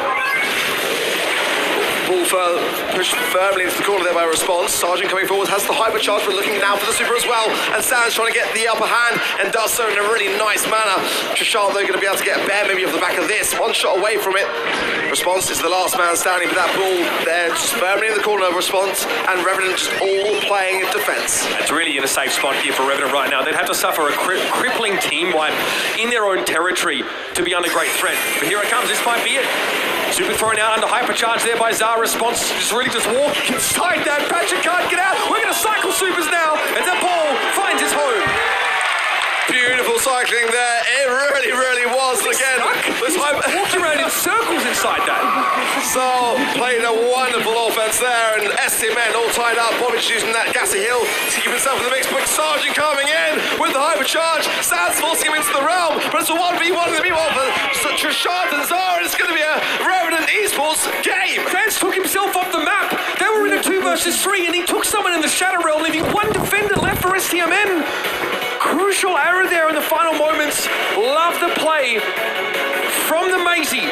Dash forward. You see a low health target behind an unbreakable wall. You know your shockwave can secure the elimination, give you a brawler advantage, and then you look to capitalize. One more game away for a set for Revenant, and again, that would be a monumental lift here. Look at this early response with the catch as well. It's almost a goal. The ball trickling on the line. Nova coming in. It's going to be able to walk it. That's another goal in the first opening 20 seconds. Dangerous, such a powerful high damage composition if Revenant can get close to STMN, and so they did. Bobby trying to keep his distance here from Sergeant, who lines Sands up and brings him down. Response is more than happy to take this damage. They also get a free super out of Zar. They'll take that happily. STMN are on the borrowed time here now. The bear coming in from the left-hand side and the chaos in the mid. Sergeant there with huge explosions, and that is another goal. And most importantly, the set for Revenant. Maisie is too good. You have to have a plan. If you leave her open in picks and bans, you need a way to mitigate her flexibility. She is so good getting in people's faces, and also with that mid to long range damage. They need to look good as well. Here's the problem when you've got these single shot brawlers, Stu, Spike. That bear with faux fur is a big problem. It eats up so much of their ammo reserve, and it forces them to give so much ground up. Nicely done here for Revenant. They win that one in the drafts. Yeah, not great from STMN. Didn't really look like they got in that game much, did they? They were always playing catch up, and those early moments from Revenant, they just made them count and just kept the pressure on the entire time. I mean, there was very little in those games, in those moments that STMN were drawing or had the lead. It was just all about Revenant from the earliest of seconds. I do like that hypercharge Spike super rotation there from Zar, throwing it down in front of the goals, knowing Revenant had to walk into it to defend. That was very, very powerful. But you can see, look, just dash forward. Yeah, Trishan, it doesn't bother. Sands is able to take him down, but he draws him out of position. Sands gets knocked back by the shockwave into his own goals. It damages you from behind walls. It forces you back. With Hypercharge, it fires off your projectiles in all directions. It's disgusting. It's so good. So with a ungodly amount of DPS here, but again, it's against Anita half the time. Yeah, I'm not really convinced that STMN would have been looking back at that draft and feeling good about it. I think they made a couple of errors along the way. I mean, certain brawlers just kind of escaping through the mix. When that Sandy Band is there, the Buster is kind of like the fallback brawler to have in terms of the gadget and those goal-scoring opportunities. But the Nita, we've seen it time and time again. It's very, very tough to deal with. It didn't feel like the draft that STMN were looking for. I suppose the real story here, Ark, is that Revenant are on the board properly here. They win that set, they stave off that match point and potential sweep from STMN Esports, and now we can head over to Gem Grab, a well-traveled map over the course of this weekend. Those bushes will dictate how this pick and ban plays out. I was going to say I'm looking for the Charlie band, but at this point that's a given. I want to see Lou bands. I also want to see ideally even a Jackie band here for me, which was one of the best brawlers now. Being able to just really close the gap quickly. The Hypercharge absolutely devastating with her, and the additional speed buff alongside the gadget as well. It's just really, really tough to deal with. A great map for Rosa, for Cordelius. I mean, the list really does go on and on. Yeah, absolutely. So great bands on both sides. The Squeak, the Maisie as well for STMN. For Revenant Esports, the Grey as well as the Rosa. Really solid bands from both sides. And Sands looks like he's feeling good about this. I think they really wants to have that Sandy first pick. I'm okay with it here. I think it's been very important. On double switch though, depending on how the terrain is removed, sometimes Sandy can get caught in awkward positions where she doesn't have the cover she needs to close the gap with consistency. Both teams get her into Grey.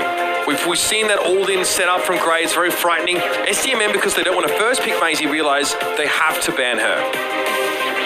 Yeah, I'm liking what I'm seeing so far. But again, big brawlers like Shelly, are still available. Amber's going to be the choice for Revenant. I mean, it's certainly going to be that brawler to just get rid of those bushes early on. But for me, Shelly's definitely still there for Buster. And I think if STMN want to pick it up, now's the time to do so. Hey, a fantastic content creator, a good friend of mine, trying to encourage the local tourism. Get me to Brazil. I'm ready. I think I've been told to come to Brazil enough times over the course of my esports career that it's time to finally acquiesce. Yeah, Revenant Esports, they've added a bunch more players recently. Got a jersey change as well. Loving that. That Tribe front row still getting loud as the NA loyal make sure their voices are heard. Oh my goodness. You got Sandy and Lou? Is this a dream? I mean, I said, let's see if we're looking happy about something. I mean, if it's not banned, you can, bet your bottom dollar it's going to get picked. And now STMN, got to be feeling good about this draft. But the Buster was the thorn in their side in Brawl Ball. So that does still leave me with some reservations. But I would love to see a Tard come in. Otis, though, again, just to have that tank counter. They're kind of betting that Revenant going to open up the bush to the extent that they want. And I don't necessarily mind it. It's not my favorite pick, though. I'm much more enjoying the Sounding the Loop. We are looking at very powerful brawlers, especially individually. Right? In terms of how they combine, I wouldn't necessarily say there's a super cohesive strategy or like a protocol they're all trying to fit in, but all on their own, they can stand on their own 2 feet. They're all, at least Otis and Lou are very viable gem carriers here. Sergeant Class, it's a classic. It's going to be the gene picked up here. Seen that a couple of times. Of course, it can really turn the tides, but it's definitely a less common pick on Gem Grab. So crucial, though, getting vision of those bushes. Your sort of auto attack really lights those up for you. Yeah, vision gear absolutely going to be giving a lot of value over to Revenant. It's certainly like a bit of a previous meta pick for me. Yeah. It was always very, very good on double swoosh, but I'm not too sure whether I am liking it. But what I do know is that Revenant do land the mark with those pulls time and time again. So I think for what is their champion brawler to bring it in now makes a lot of sense. They've got to keep these sets alive. Take it all the way to the 5th. Trishan coming in, finds one with the gems being dropped. Sansa will come in as well. Take one for himself. That's okay for STMN, but not the greatest of starts. I think you're going to see Zar play very aggressively here. Jean is a safe bid, but not a powerful one. And if Zar can close the gap here, especially if he can find a mute, Jean will never win in that head-to-head. Sergeant, yeah, playing very cannily behind those indestructible boxes here. His response is setting up an oil trail on the left. Yeah, trying to earn a super back over time and then just add more oil to the mix, just keep everything fully exposed. And when that happens, there's going to be little that STMN can do to hide here. Sean trying to connect the gadget there. Sam's staying alive though, and the help Azar. It should be okay, but the ball comes in as quickly as that. Eradicates it. Yeah, Sergeant Clash, nicely done there. Again, the pull not really being able to be used on Bobby to secure those gems, but it really quiets STMN down on that left-hand side. Sergeant opts out of it. All of a sudden, he's like, Response is really contributing to deforestation right now. We need to do something about that, but these pulls are coming in thick and fast, and Sands falls once more. So I'm going to pop on the left-hand side there, the slow, the stun on Shashan's, but nonetheless, the gems are still much more with Revenant. STMN, they've got one in the mid, they'll take it to 6, they get another one as well. We are all tied game. Sergeant needs to re-earn the magic hand as well. Bobby can get the stun on the gem carrier. Sands though, low HP, can't contest it. Shashan with a steal, the mute from Zara is huge, and that just might pull some time. The gems! STMN, the countdown though, is going to be hard to reset. Sergeant able to pick up so many of those gems there now. Another magic hand to bring Bobby to his demise. Sands has no choice but to stand and deliver. A Sandstorm, though, won't help him close the gap as it's saving Private Sergeant. As Response heads straight to the top of the map to defend the Gene. Revenant Esports. Bit of a throwback composition, but hey, if it ain't broke, don't fix it. Oh dear, things are starting to spiral out of control. STMN have got to get a stop to this. Lay down the gauntlet and have some sort of adaptation along the way. It's going to be a tough set to recoup for them, but Response for me is a bit of a problem. They've got to be able to get that left-hand side lane under control as quickly as possible. Buster, I think is still a problem. Ark, I think you highlighted that really well. Look at Shah, so aggressive. Oh dear. Shah's able to avoid the gadget sucking him in, but still he's a little bit low HP going up against the tank. And look at how much respect Trishard has guarded. The stun is good though, and it will be a capitalization. The Buster's off the map for now. Lovely fat splatter there as well. Sergeant keeping him low. There is still that Sandstorm available. Look at this, it's a complete adaptation from STMN. I really do quite like it. Now, going in super aggressive and focusing on the biggest of threats as Trishard will fall. Yeah, that Sandstorm in enemy territory is designed to make it impossible for Buster to get involved in the fight. Sergeant, yes, has a couple of gems for now, but they've been dropped. Sands happy to trade his life for the genes. And Zara steps away after removing Response. Trishard would be ill-advised to pick those gems up. He'll leave them in his home territory and let Sergeant recoup. I love this from STMN. They're just trying to make the environment so chaotic and it's just all over the place. Bobby getting clear up the left-hand side, but Sands wants the gem carrier. Sands the Sergeant, and the gem is dropped, but not going to outstay his welcome. Yeah, and in the meantime, 4 gems spawn in the mid. This isn't up for a countdown now, but Bobby still wants a piece of the action. It's a Song of Ice. Oh! Response gets brought down. Double stun to Sergeant, and Trishard have nowhere to go. And STMN look to lock it up now. No chance for Buster to get the gadget value as Response almost gets frozen stiff in the Sandstorm. Sandy Blizzard, I don't want to be there at all. That'll be STMN Esports firing back here on Gem Grab. Woo, that was fun, baby. That was nice. What a response from STMN. It was just pure chaos. They take away all formality of the situation. The Revenant were just trying to keep things nice and tidy. Your mid-gem carriers, your lane aggressors. STMN were just like herding sheep the entire time. Walk back through this with me, right? They group up as 3. Immediately they go for Trishard. Then they go to Revenant Esports' side of the map and throw a Sandstorm down to make it impossible for Buster to help out the rest of the team. Nicely counted. Can you do it again, though? Because it looks like Trishard is not playing nearly as aggressively this round. Sands low here, a burn again from Response, and that was what was so vital in that first game for them. Trishard low here, fast spots from Zal, beautifully done, just to get that in the connection, and now the 3 versus 2 gems in the mid going the way of Bobby. Remember, this comp allows for individual skill expression from STMN Esports. They're able to create opportunities with gadgets and star powers of their own. Mute connects on Sergeant, he doesn't mind. Pick up the gems here, and Trishard's able to find Sands. This is bad for Bobby. 3 gems, big bad Bobby is brought down, and Trishard will scoop up 2. STMN dropping the ball, losing composure here at a vital moment in this series. Response with the burn yet again. They're going to be able to see everything. Nowhere to hide now for STMN. And the countdown looking imminent. Sergeant with the magic hand as well. And if he lands, he's really stunned. He stays alive. Just shot comes in just the nick of time. Well, the Buster is just too much of an issue here for STMN. They can't get past that montage.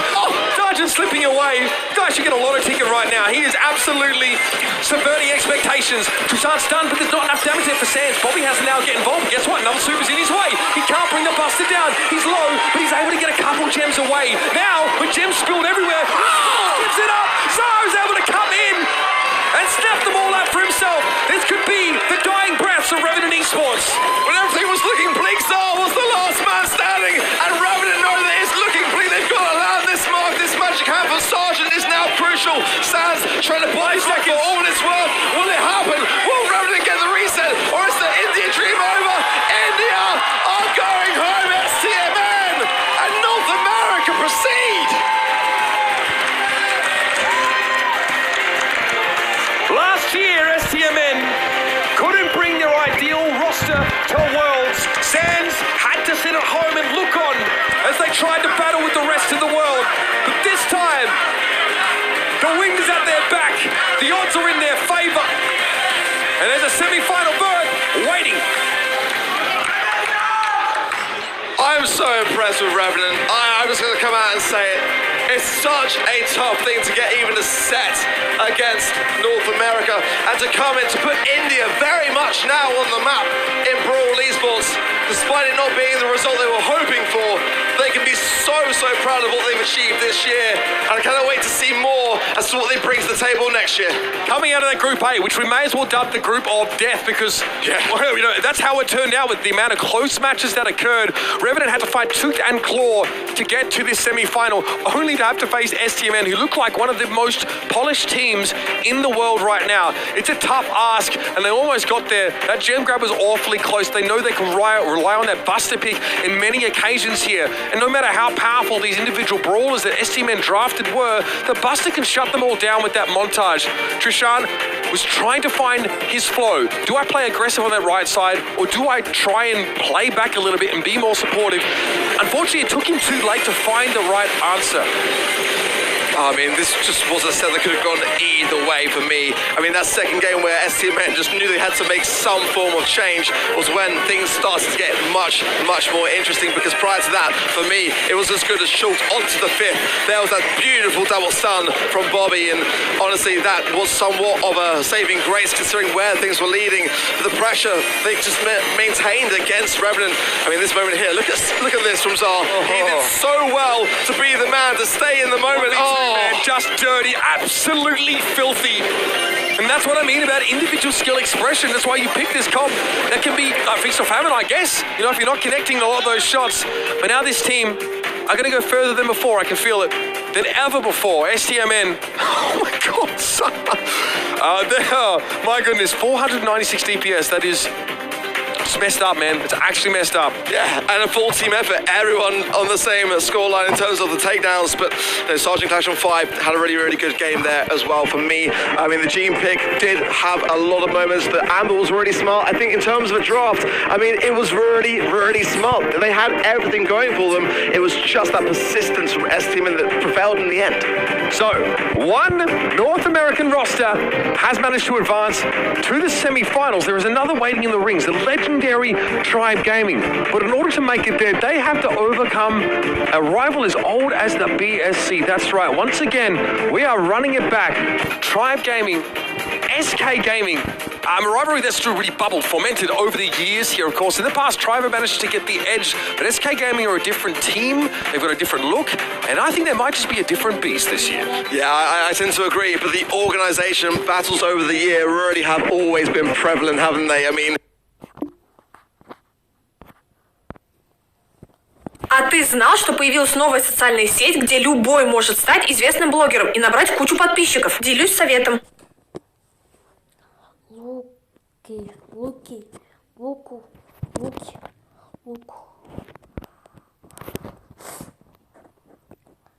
Что это был стрим?